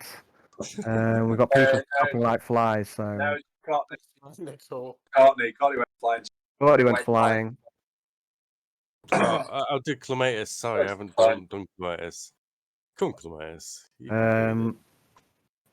Okay, so Agility. Nathaniel manages to keep his seat, but all the pages in the leather-bound portfolio go flying every which way. All these legal documents.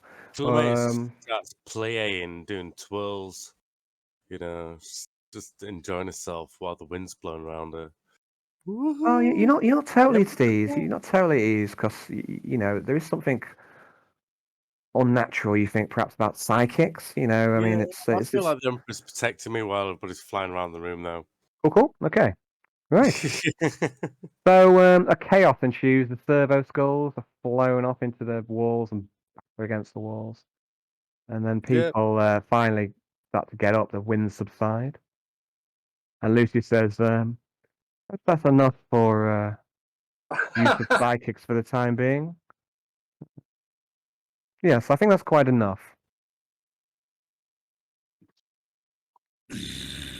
Says Kiyoshi. Says Clematis giggles to herself and six pats down. Arnie gets up, dusts himself off and go, What the? Sits back down, bit grumpy. Cell 53. Also, see if you can make contact with Charles Ash when you're down on the planet. He may have gone to ground somewhere. Absolutely, Inquisitor. Like Monday. If we can Um, find your man, we will. You can count on us.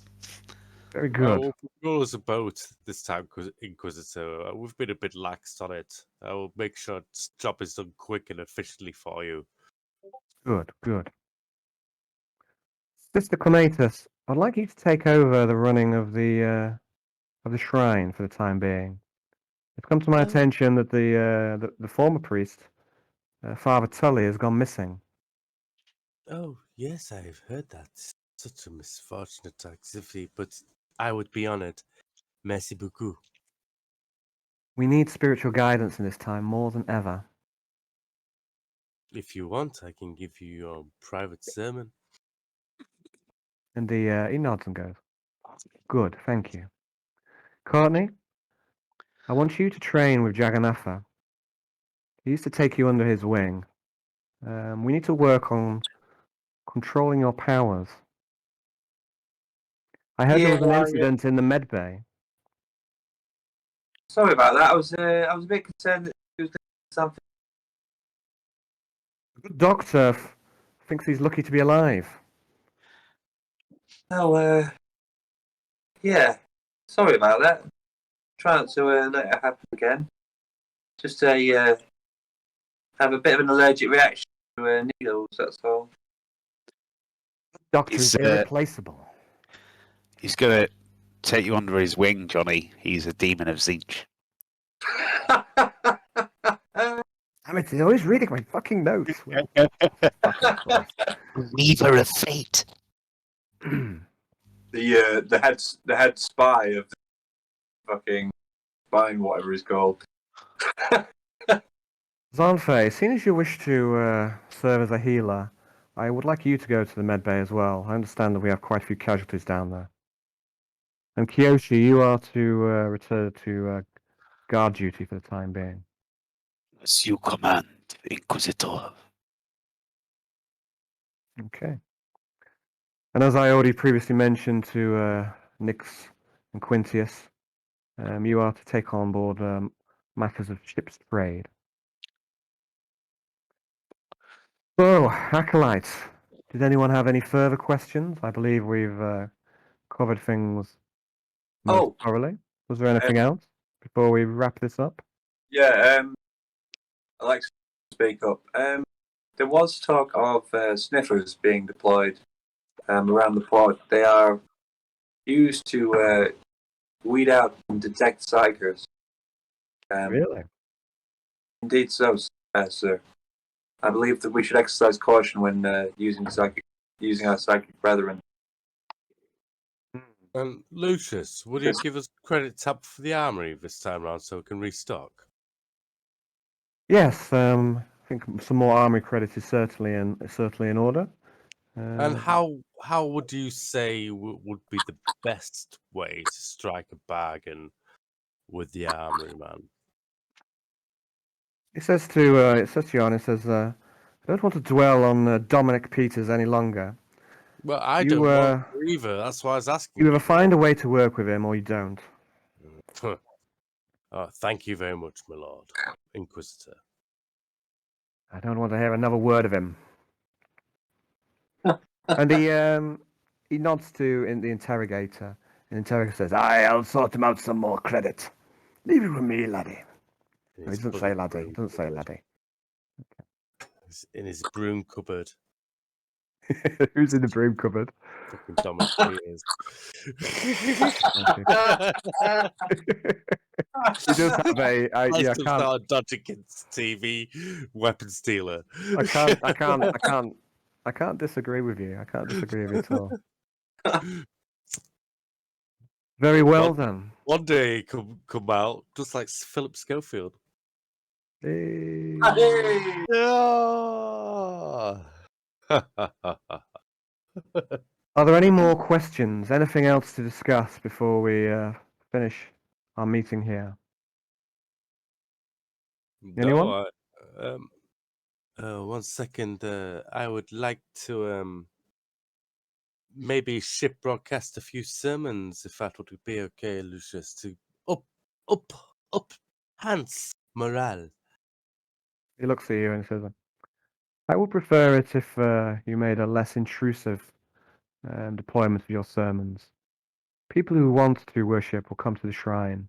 I'm sure that you will have all the eager ears there to listen to you.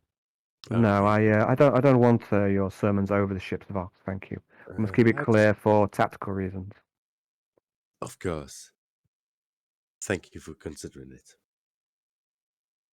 Anything else?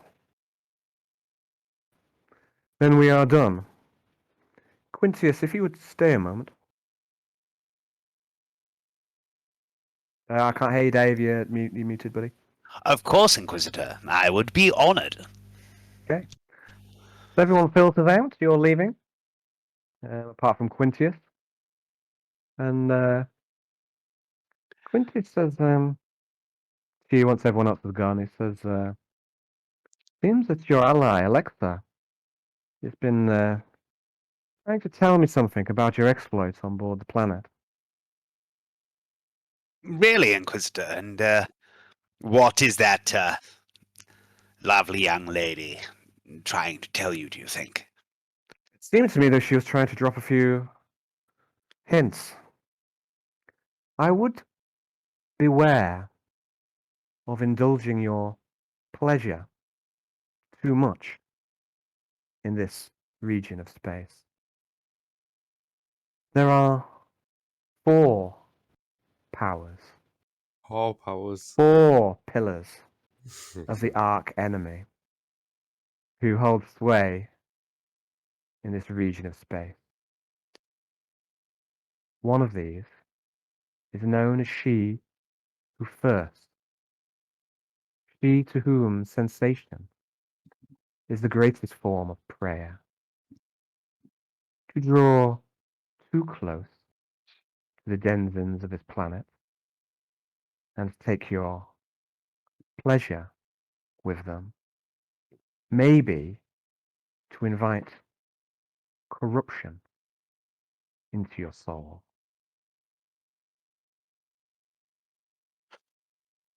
Corruption, It's been cockblocked by Alexa.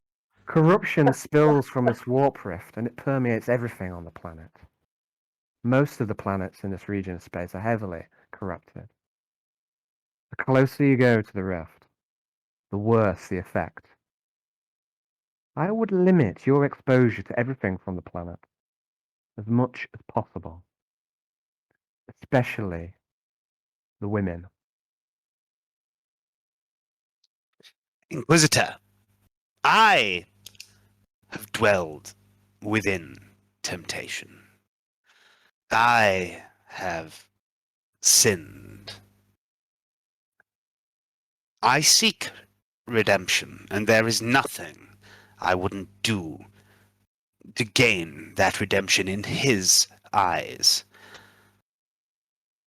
Everything I do, everything I have done, everything I continue to do is in his name to further his goals and, by extension, your goals. I don't suppose Miss Alexa told you of her repeated attempts to cause me harm whilst on the planet. No, I have had no such report. I do not wish to make this a formal complaint, Inquisitor. Please understand that. But that woman has it in for me. She tried to push me from a boat, a moving boat, into waters known to be infested with vile creatures. One that she, I must commend her on this, fought at close range and defeated. Numerous times she has tried to cause me harm and hinder my own endeavors. Yes, I will admit I have indeed dabbled with the enemy. But that is why I'm here, is it not? For my ability to move amongst them. That is what Varak saw in me. That is why I was recruited. That is why I'm here serving you. Correct? Barak has a keen eye. A keen eye. And he saw well in you.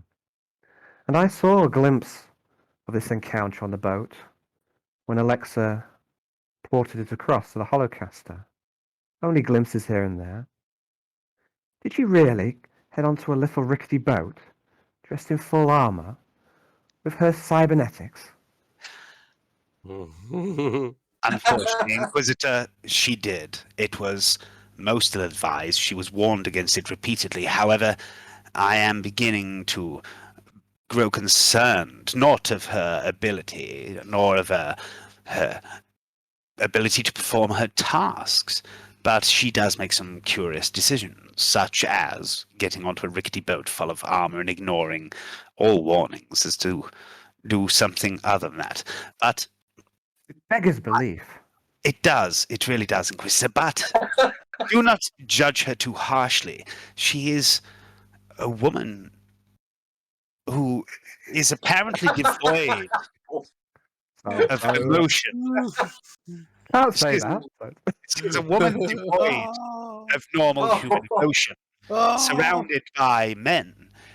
Perhaps she is threatened. Perhaps she seeks to prove herself. She has sought me as the weakest of the group to exert herself upon, to exert her will, her superiority.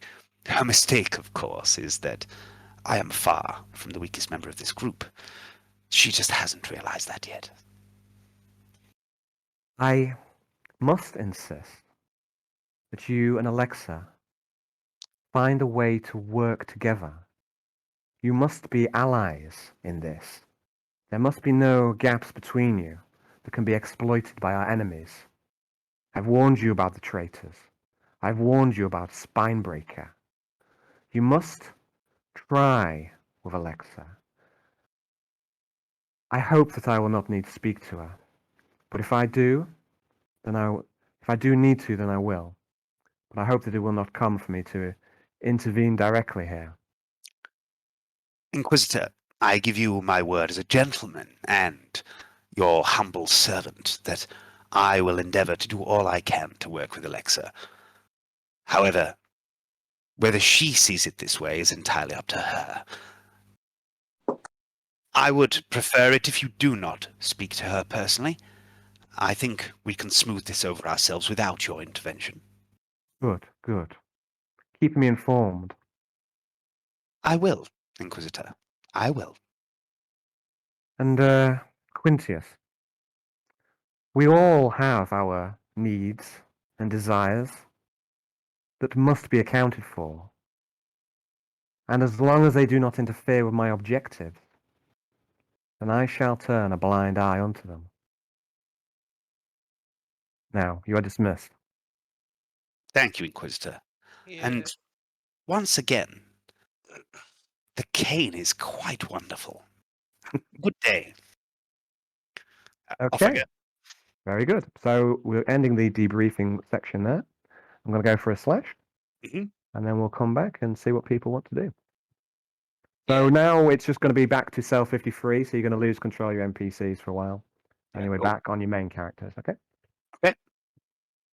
Yeah, check out characteristic benchmarks. They go from 10 to 15, 16 to 20, 21 Where to are you looking at that? Dark Heresy core rulebook. So they go from 26 to 35. I'm pretty sure it's rounded up. Now I'm not sure where I've read it or if I read it in the errata. Characteristic benchmarks. Yeah, Where would so that be? page 20. 23. Yeah. So the bonus, it says a character with 41 strength has 4 strength bonus. Hmm. So I think you would round up and it'd be 46 to. Yeah, but like I say in the psychics That's page 5. specifically, Oh, okay. it says something different. 23 characteristic benchmarks. Yeah, that's just like a range to give you an idea of what a different score means. Yeah, like in Only War, it specifically tells you under certain skills and things where you need to round down. Otherwise, the general Yeah, rule of thumb is to but- round up, and I'm pretty sure that it's the Yeah, same. it's not. It's Only War's got a lot of changes to the core Dark Heresy book. There's a lot of changes in that, and I don't know about Al, but I generally play the core rule book because it's always to hand with a few alterations from Dark Heresy version 2. But it definitely says in the under the psychic bit, where are we? Core rules, Dark Heresy, using psychic powers. You roll a d10 and add your willpower bonus, which is the tens unit. Yeah, It doesn't say anything about rounding up or down. It's definitely, if you're willpower 50, 55, 56, 57, whatever, you're a willpower bonus of 5. Otherwise, there'd be no incentive in a lot of cases to take your last sort of +5 willpower upgrade, would there? Okay. You just need another 3 then, is it, Brownie? If only you had a magic item that gave you +3 willpower. yeah. Oh, if only you you do! It's a pity it's cursed. A bit out of character, but don't I still have the 2 gems? You do? One of them is definitely of financial value, and the other one, I believe, there was a psychic trace detected around it. You're not sure. I mean, you don't. I don't think you've got any confirmation. I don't know if Jan. I don't know if Jan got any psychic emanations from them or not. I can't recall. Seem to remember he wasn't sure about one of them. You are quite sure that they're both financially Right. valuable. You're quite sure of that. There's Okay. no world in which these sort of precious stones are not have some value. Yeah. But you do get a suspicion that there's something more to these stones. Yeah. But yeah, you perhaps need to find someone who might know more about them. That's why Yes, you do. You do still have them, but you do remember that someone offered you, a quite high value item in trade for one of them. Yeah. It was the like The a fine shoe woman. musclock. No, she didn't. She's not shown him to the shoe woman. It was the guy who tried to sell you a flintlock pistol. Yes. Yeah. But yeah, the shoe lady might be interested in them. But you've not broached Yeah. that with her. And that's assuming the shoes are still even available by the time you get back. See, Assuming there's I'm- even a port there. Maybe the Yeah. orcs killed it all. I'm assuming that we can either use them to get a lot of money for us as a group, or we could maybe get a weapon built for Yarn with one of them in, like a fucking force staff with a magic crystal in, or some shit like that. I need Uncle Willie's cane, his sword cane. No, that's the sort. What you mean, Inquisitor Lucius? No, it would just the sword cane that he tries to take the predator. Oh with. yeah. Yeah. We At the should all moment- have sword canes. We should At the all have minute, sword yeah. canes. At the minute, there was only one which was at the shop, and Quintus has bought it. I doubt he'd be willing to sell it on, but maybe. Arnold needs a giant two-handed great sword cane. That would be incredible. Okay. So now, guys, you can. Mhm. It's pretty late in the day, so it's probably about bedtime. It's quite late now. It's in the early hours of the morning. Yeah. Okay. So most of you have fought and are probably willing to or ready to go to bed. Arnold, Yep. you've made an arrangement to go drinking with Eric. Yes. Now- Floki man. So my question, Icebreaker. Eric, Icebreaker. Eric Icebreaker. He said that you would drink after, if assuming you both survive the battle. Yes. So my question to you, buddy, is are you up for a bit of a drinking session, or do you want to leave I was that till just next drifting- roleplay? Oh, I'm well up for it. Okay. So I want to ask Woke everyone up else in as well. life. So you've got a date, as it were. I want to ask you, is there anything anyone else wants to do other than going sleeping? Is there anything else that other characters want to do from Cell 53? Let me just I turn was my- investigating tattoos, wasn't I? You have investigated. Yeah, there's a potential for protecting you against the corrupting power of the miasma. I will. And you were researching as a librarian. Yeah. Well, I will enlist Nixius's help and see if he wants to assist me researching all knowledge on ritual tattooing. Nixus goes. That sounds quite interesting. Do you want to do that tonight, or shall we have a go at it tomorrow? Get good night's sleep. Let's get some sleep and go at it with fresh air tomorrow. Alexa's going to approach Arnie and basically say, I must have forged it wrong. Let me try again. And just try and take the sword off from one reforge Yeah, it. I'll pass a bit over with the other bit in my bag and say, I'm sorry I broke it. It was such beautiful craftsmanship. I hadn't taken. Can I ask you a favor this time? When you remake it, would you just give me a flat edge on the other side? I want to Yeah. make it like Cloud out of Final Fantasy VII sword. All right, Yeah. that's basically how I'm describing it. Okay. Just so I can push against the edge if it's extra hard. You know. Terminator more Buster. Yeah, exactly. Yeah. Yeah. I- You want a chopper? Can I have an armor roll from you, please, Alexa? Do I get any bonus tools workshops I'm going to use? Yeah. them? Well, no. I just want you. This is just for an evaluation of the weapon. It's not for Right. the actual. It's not for the actual work. We'll come to that. And when you do go to the workshop, you will get some significant bonuses because it's very well equipped. What did you make on your roll? Did you make I it? got 11. You did. So when you look 4.3. over the two parts of the sword, and you realise that it must have taken an incredible amount of force to snap this blade. And you're also very confident that there was no flaw in your original work. You think that Arnold has just absolutely beasted the sword into the floor, and it's just pure, Mine. pure might to crack it. You don't think that it was your fault. You think that it was Arnold's fault. I feel a bit calmer about that because it's my own error, and then I sort of get an image, like a sort of imagery of like Arnold in my head, and then the muscles and stuff as well. A lot of focused on the muscles, and it's like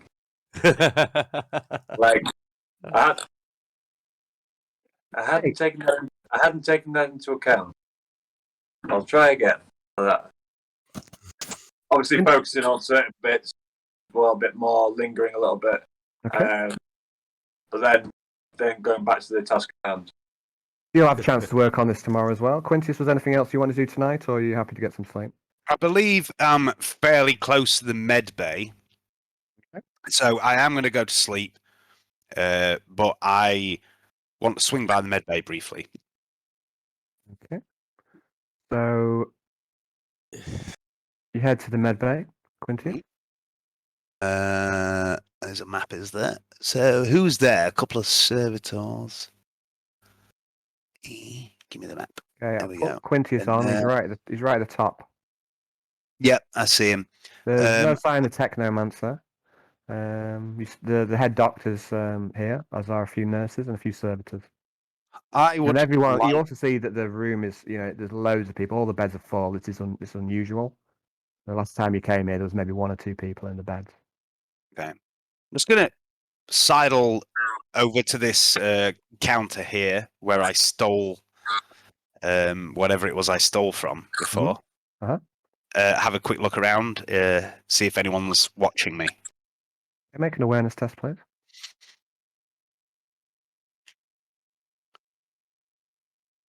It's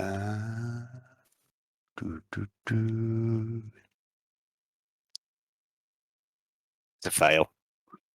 Hey, you look around and it looks to you like most people are busy treating. There's a lot of cries, a lot of wounded people, and then it seems to you like the nurses and the head doctor have their hands full.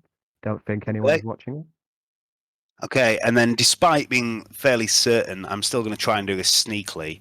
Okay. I'm going to sleight of hand the vial that I stole. I'm going to put it back where I got it from. Intriguing. Okay, make a sleight hand. It's a pass. Okay, you're confident that your sleight of hand is on point. And then One of the once- servitors starts to trundle towards you, though.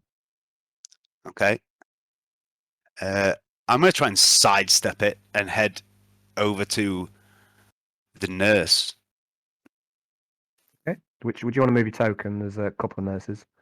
Yeah, the closest. This one. Okay. She looks up at you and she looks frustrated, angry. We're quite busy at the moment. Can I help you? I Is it appreciate, serious? my dear. It's not serious, I'm afraid. I just wondered if you could perhaps give me something that could help me sleep. I've seen some rather horrific things the last few days. I'm having a little trouble sleeping. Could you, do you think you could go out of your way to find me with something? I'm trying to deceive her. Okay. Make a deceive roll. And it's quite a believable lie, so let's give her a +20 on it. Okay.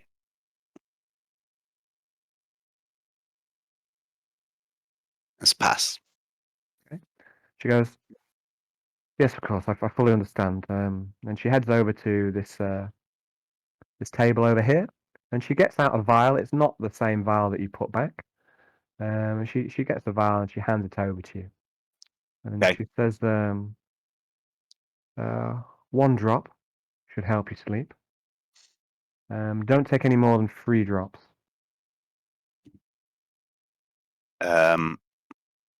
Thank you, my dear. The Emperor protects. Indeed, he does. Now I'm quite busy. Sure you are. Good night, my dear. And then I'm going to walk off and head to my bedroom. And as I do this, I'm going to say, yes, the Emperor protects some of us. Okay, Arnold, you make your way to Pranks begin. Eric's. You make- Eric. So you've got to get yourself some sedative. It always comes in handy for Johnny. So.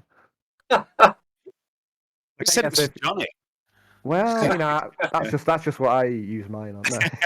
That's just what you assume. Yeah. Okay, that's just where my mind instantly goes. Sedating Johnny. So, okay, so Arnold, All you need to do is put your arm around him and your leg on top of him, and he sucks his thumb.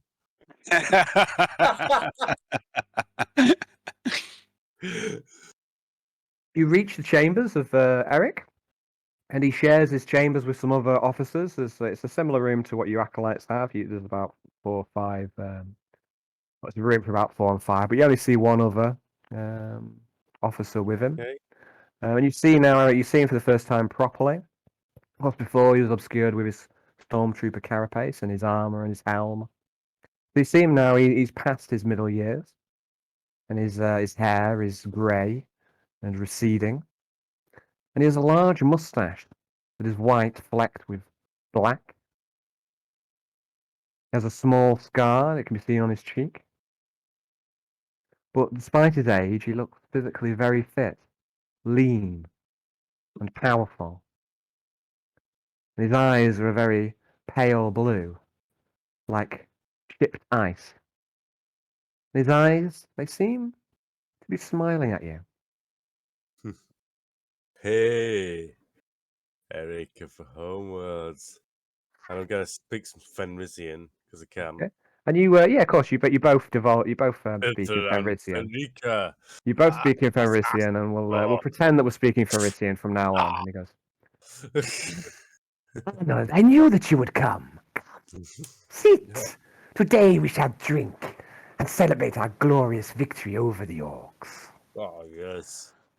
What's your favourite kill of the day? and well, you see for a start, Arnold, that he's been drinking already. His his cheeks are red and flushed, and he's already slurring a little bit. And he goes, "Ah, well, my favorite kill got me this." And he shows you a tusk, which he's been using to clean under his nails. Oh, yeah. I'm going to get one out of my bag as well. Uh-huh. That's Yes, it, ah. And he starts to play fight you with the tusk for a little bit. Yeah, and I'll play fight back a bit. I'll on guard with the tusk and try to stab at his underside of his wrist, just to show him what being the boss is about. Okay, let's have a weapon skill test if we're going to do a bit of tusk dueling. Yeah. Opposed tusk weapon dueling. skill test, please. Okay. Straight, yeah. Yeah, just make a straight willpower weapon skill test, and it's opposed. Yes.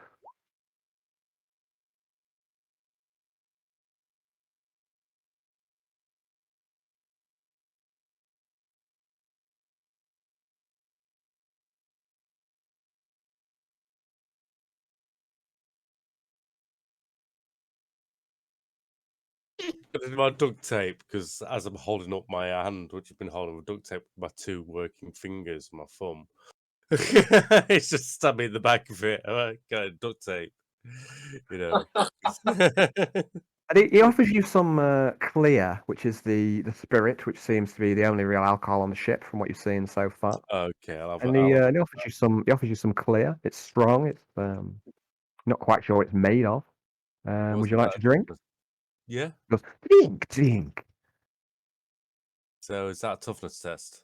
Yeah, Carews test plus 30 for your first drink. Actually, no, we're going to call it plus 10. You get the feeling he pours you a strong measure of it. Strong. It's Yeah.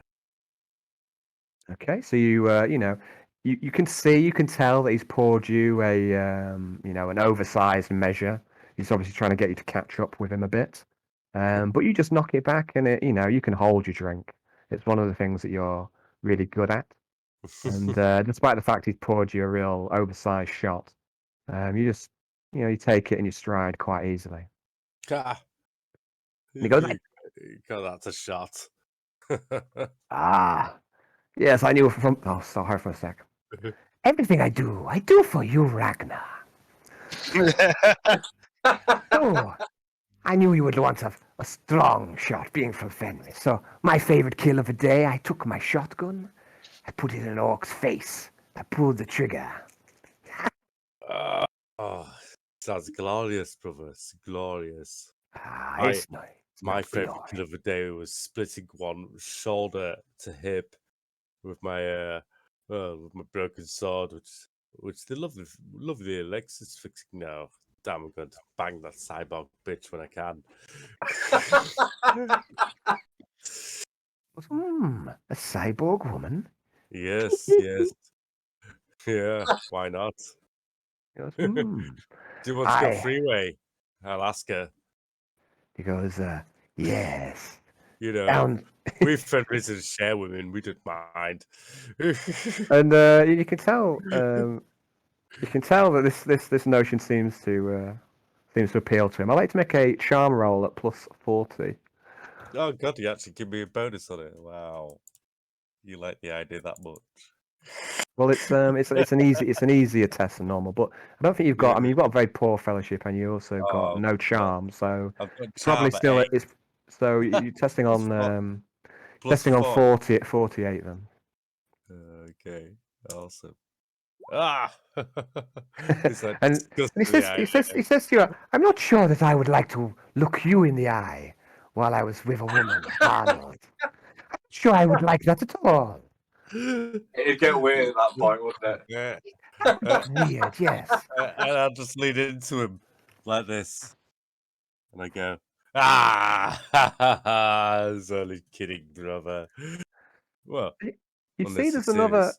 there's another guy in the room, and you can tell he's a Peruvian, like Kiyoshi, another officer, Oh and yeah. Eric says to you, "Let's talk in Gothic, so Nosy over here can join in." Oh yes. Sorry. And back into Gothic. It's like I apologize. That's so ignorant of me. It's just so long since been talking Fenrisian. I basically we were what were we on about? Ah, We're talking of our glorious victories. talk about glorious victories. So I would like to ask you the same question I asked my brother. What is your favorite kill of the day? And Nosalitsu, but he's just been introduced to you as Nosy. Nosalitsu says, "I have not got any kills today against the orcs. I Oh, was on guard duty. sometimes that is duty enough. I serve my duty." And Eric goes, Daddy, Nosy is boring. And he says, we are talking about our glorious victories. He always goes on about the same one. Nosy says, "Ah, yes. Let me tell you of the glorious victory, the glorious battle of the Voices camp." And Eric says, No one wants to hear about the Voices camp. You told that story a dozen times already. We don't want to hear it again. No, we shall drink today and talk of our victories. We shall give praise to the gods. and he pours more measures for you and What's himself. gods? What's gods? The gods? The gods of Fenris, of course. In my Like village, Haranga village, we keep faith with Morkai, the god of death, the two-headed wolf. oh And gosh. you know of Morkai. All Fenrisians know of Morkai. There are lots of gods on Fenris, Oh yes. and they vary. They vary from village to village. My Sometimes you get similar gods. my sister's side of me has caught fire now because that's how I've been raised. I've been a bit excited about this, so I'm going to ask him more about his communion with Morkai. So, hey, how do you commune with Morkai? How do you commune with your other gods? He says, we in our village, we praise his name and we offer up the glory of our kills. He guards the gates to the underworld, and perhaps if you honor him, he shall turn his gaze from you and spare you the journey into his realm. For a time, of course. Oh, I see. I was brought up the traders from other planets. They would watch us fight. They take selected young. I was in the times when they would come for selection, but just before then, we got raided and I was captured. And I had to just wheel for a lot of my life. You mean selection into the wolves? Yes, into the wolves. Yes, Ah, I remember the time when I the would have made. priest came to our village. What's that? I remember the time when the priest came to our village when I was tested. How did you fare? I did very well. I was the strongest in my village. I did very well in the tests of skill and strength. But, alas, I could not hold my drink. The No. priest, he outdrunk me again and again, and I woke up the next day in the Jarl's tent, vomiting into his bedding. And the priest was gone. Only those who can hold their drink will get selected to join the wolves. I would have been all right for that. And Damn it. yeah. I mean, you passed all your tests. You know, you got utterly drunk, but you drunk so much that that was a test in itself. For the wolf priest. So you know, you did get utterly wasted, but you managed to keep enough of yourself Yeah, about you. I made a record on the drink. Yeah. And you know, you outdrunk all the others in your village. That's it. So he pulls another round of drinks out. Do you make another toughness test? This time at plus nothing or minus I feel nothing. like Dave's evening me. No. Dave's evening you. It's all fun No. and games. All fun and Dave- games on the malevolence. Dave is plotting, Oh, but no. not necessarily against you. Okay, so the drink starts to. There's plenty of people to plot against. Don't you worry about that. That was about the right shot this time, Eric. Okay. I've put it. Ah, good. We are celebrating, are we not? Yes, we are. Yes, we are. It's so good. So good. Now, what did you fish? What did you go fishing for? You must have been fishing if you're fishing. What did you fish? Yes. Sorry, what's going on now? I'm missing. What's going on? Sorry. You're right, Jilly. Poking cat. Can see here. I was just torturing my cat. All right. Okay. And he says, yes, of course, we fish. I had some renown as a boat builder. Oh, dear. It's. I mean, what are the chances that the guy that sounds like Loki, the boat builder, is a boat builder? It's not like me to totally rip off something from popular culture. Getting down to the fucking. That's Getting not down like. That's not like me at all. Getting down to the fucking bayou. In fact, is there anything in my campaign which is original?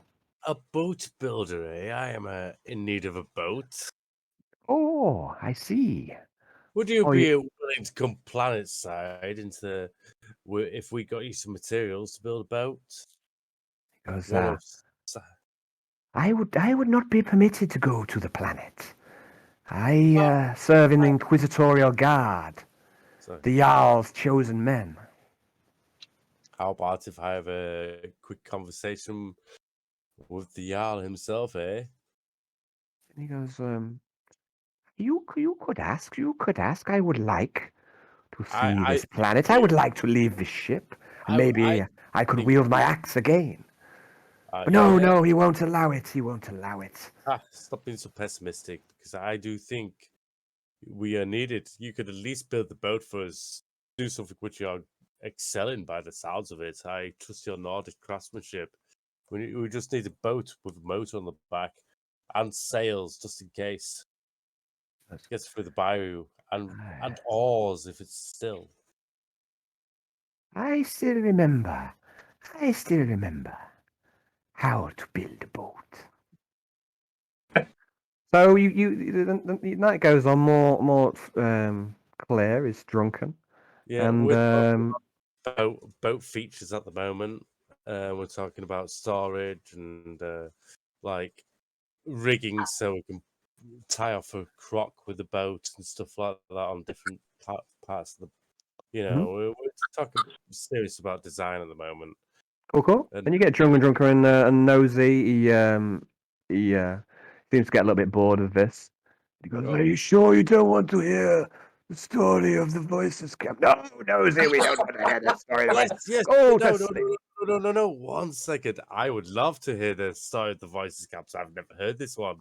And he and there he goes. No, nosy perks up and goes, "Let me tell you of the glorious battle.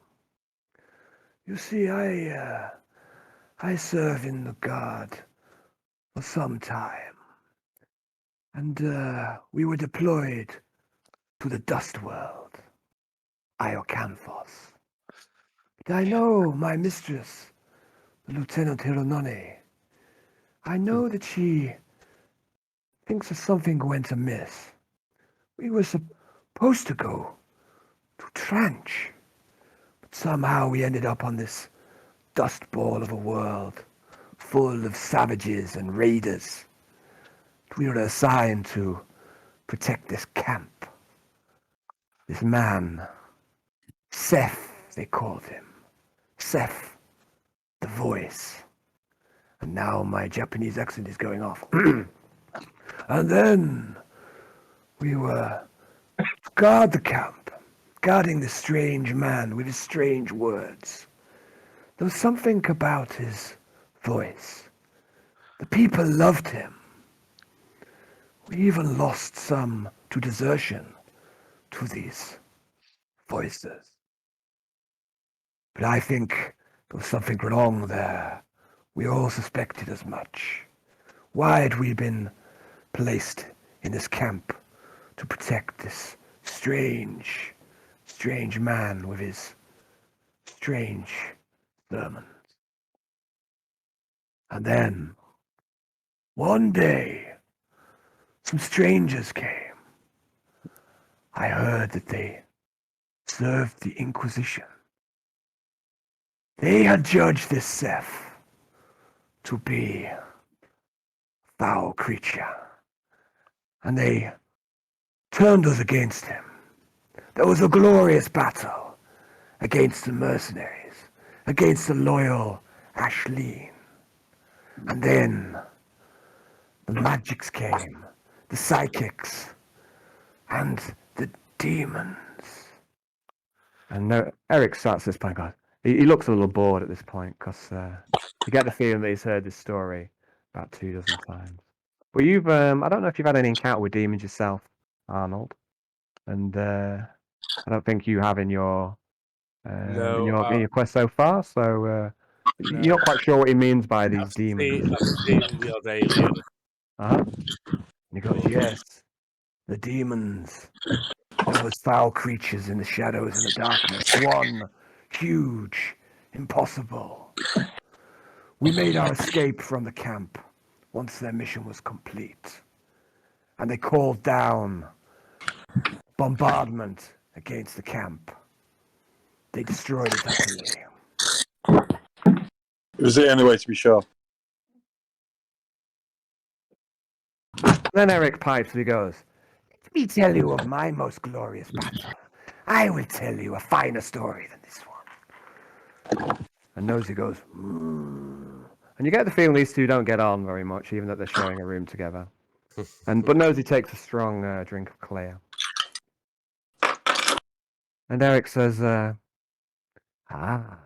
will tell you of our last campaign. The moment that it went sour. The Jarl, he had sent the Acolytes down onto the surface of the planet. And then we lost all contact. These were the last of the Acolytes.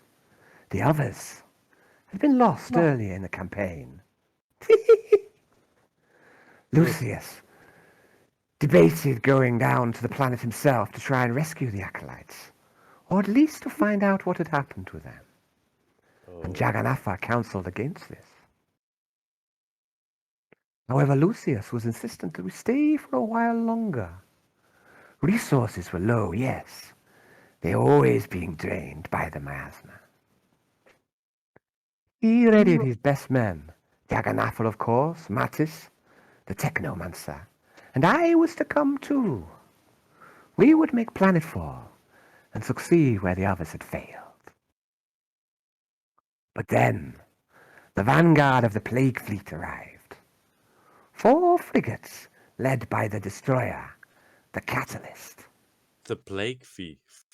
Aye, the king of this place came to drive us away. They kept their distance as well they should. The malevolence can devour smaller ships for breakfast.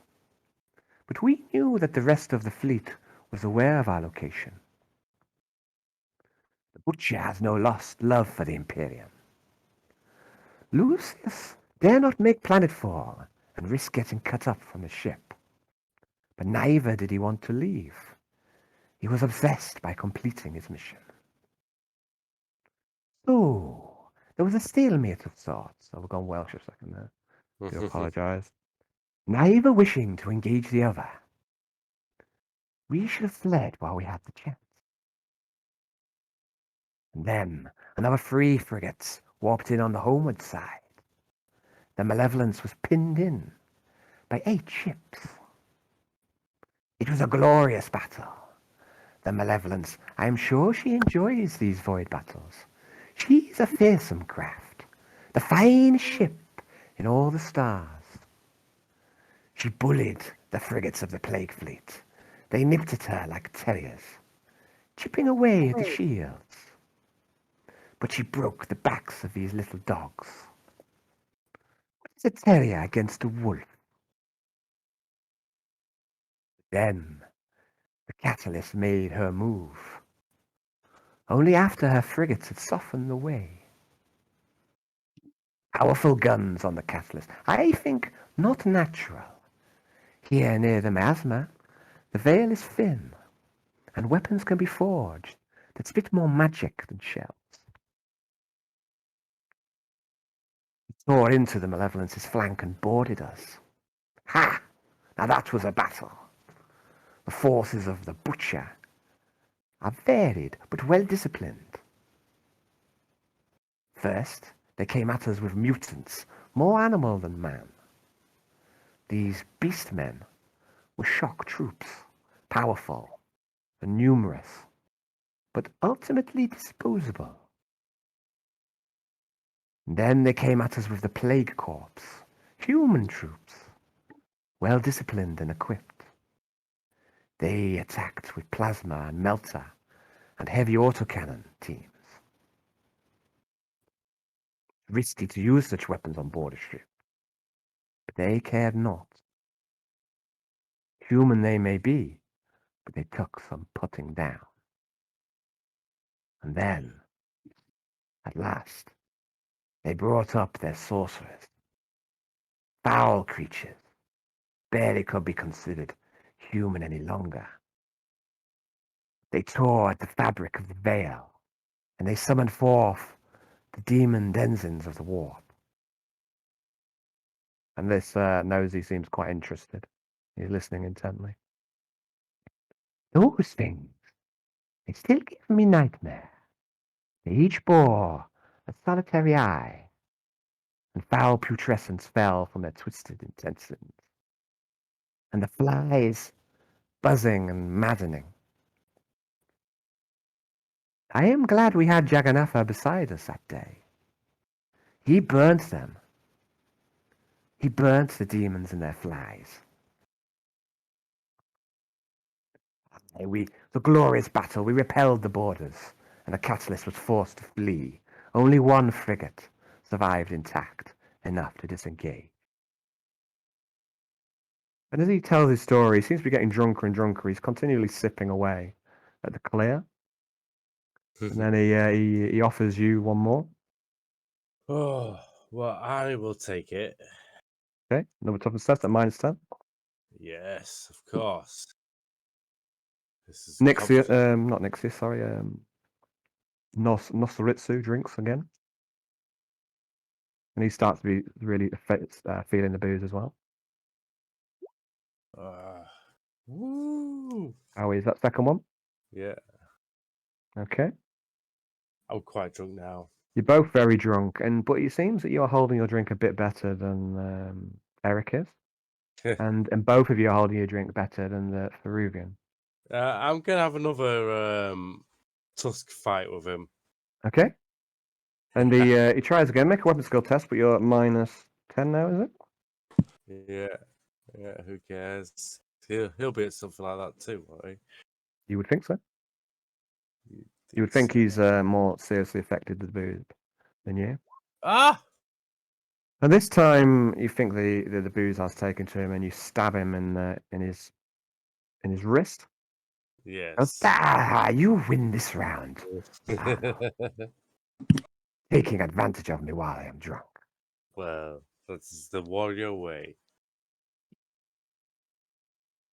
He says, I suppose you get the night goes on. It's now the early hours, and you get drunker and drunker. He's been pouring you probably double measures.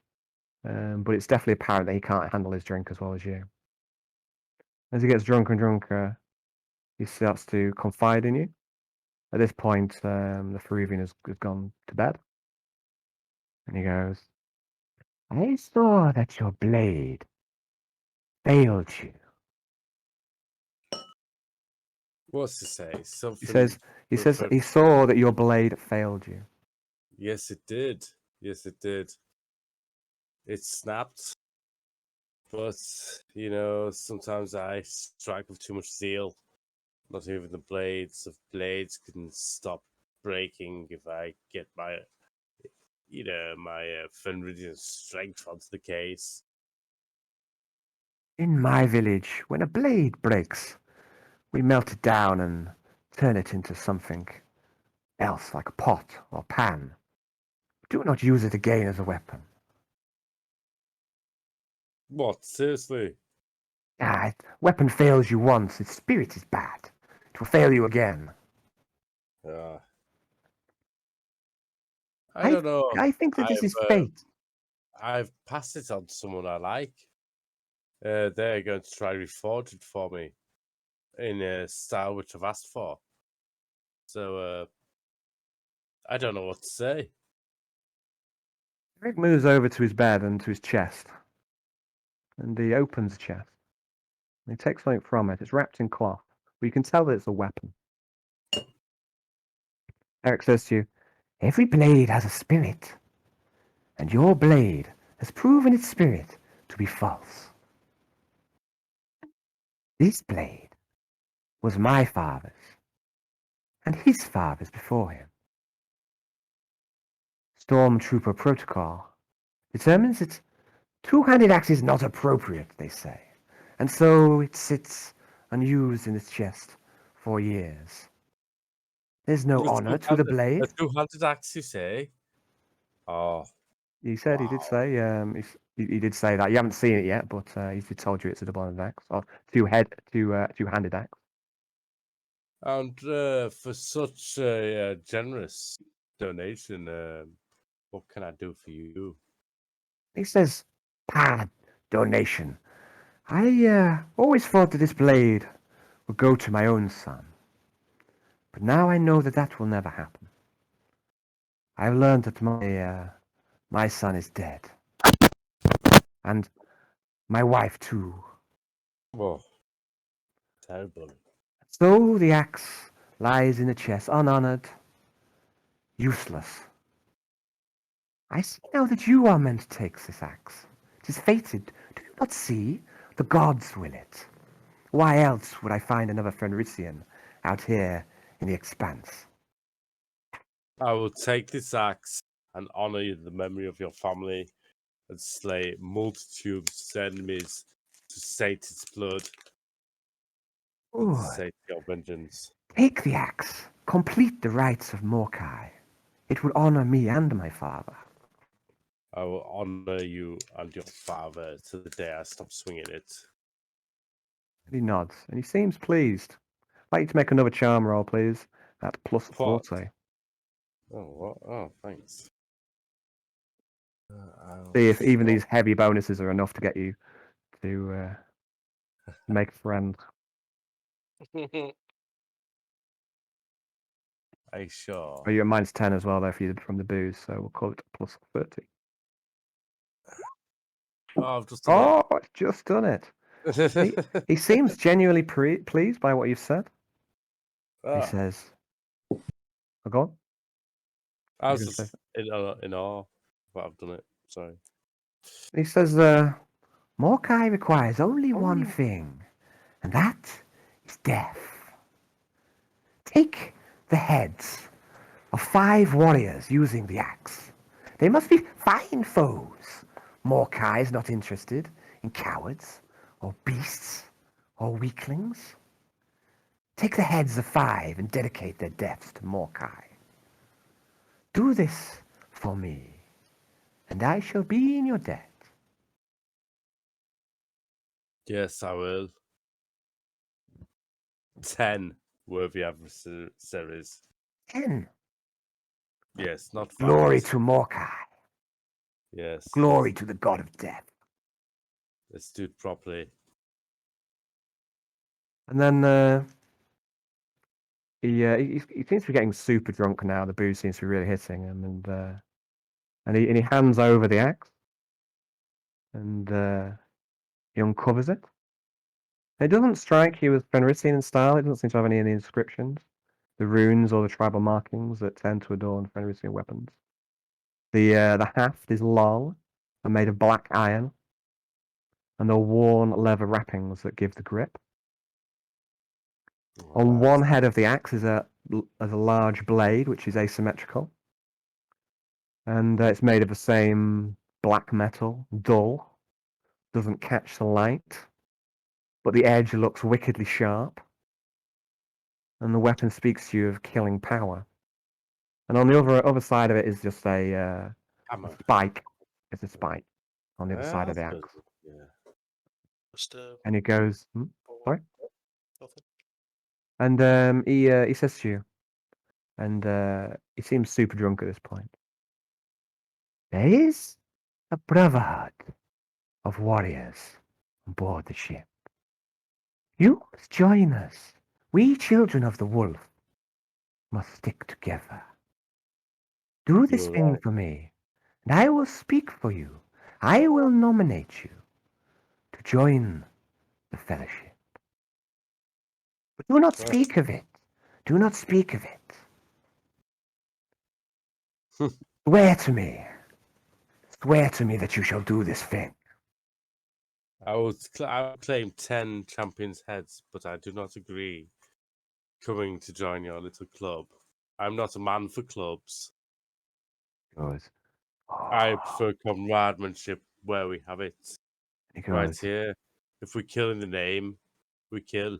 and he seems taken aback by your reaction. He goes, no, I forget I said anything. And then he hands you the clear again and bids you to drink strongly. And he realizes that he's maybe said too much. And then he says, swear to me. You swear to me you shall take these heads. I swear that I shall take twice the amount that you have told for me just for the axe and the kindness of you being a Fenrisian like myself. I will double the amount. I bring glory this Morkai. Glory. He says, no, we must swear in the old way, by blood. And he takes his hand and he cuts it along the edge of the axe.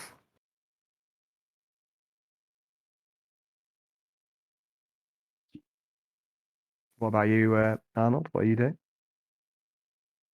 I'm just staring at him. I'm saying like This is quite common way on Fenris to swear yeah. oaths by blood. Okay. I'll do the same. I'll It's not an unusual thing what he's asking. I'll From slice Fenrisian. neatly by oath it. Okay. So are you cutting your hand? Yes, I am. Okay. You Can I have clasp a broken hands. finger while I'm at it? What's that, sorry? I've cut my broken finger while I'm at it. Just a bit more chance. You clasp hands, so you don't have to clasp your broken hand. Oh no, I'll do it with my left. Okay, and you clasp hands and you swear the oaths together.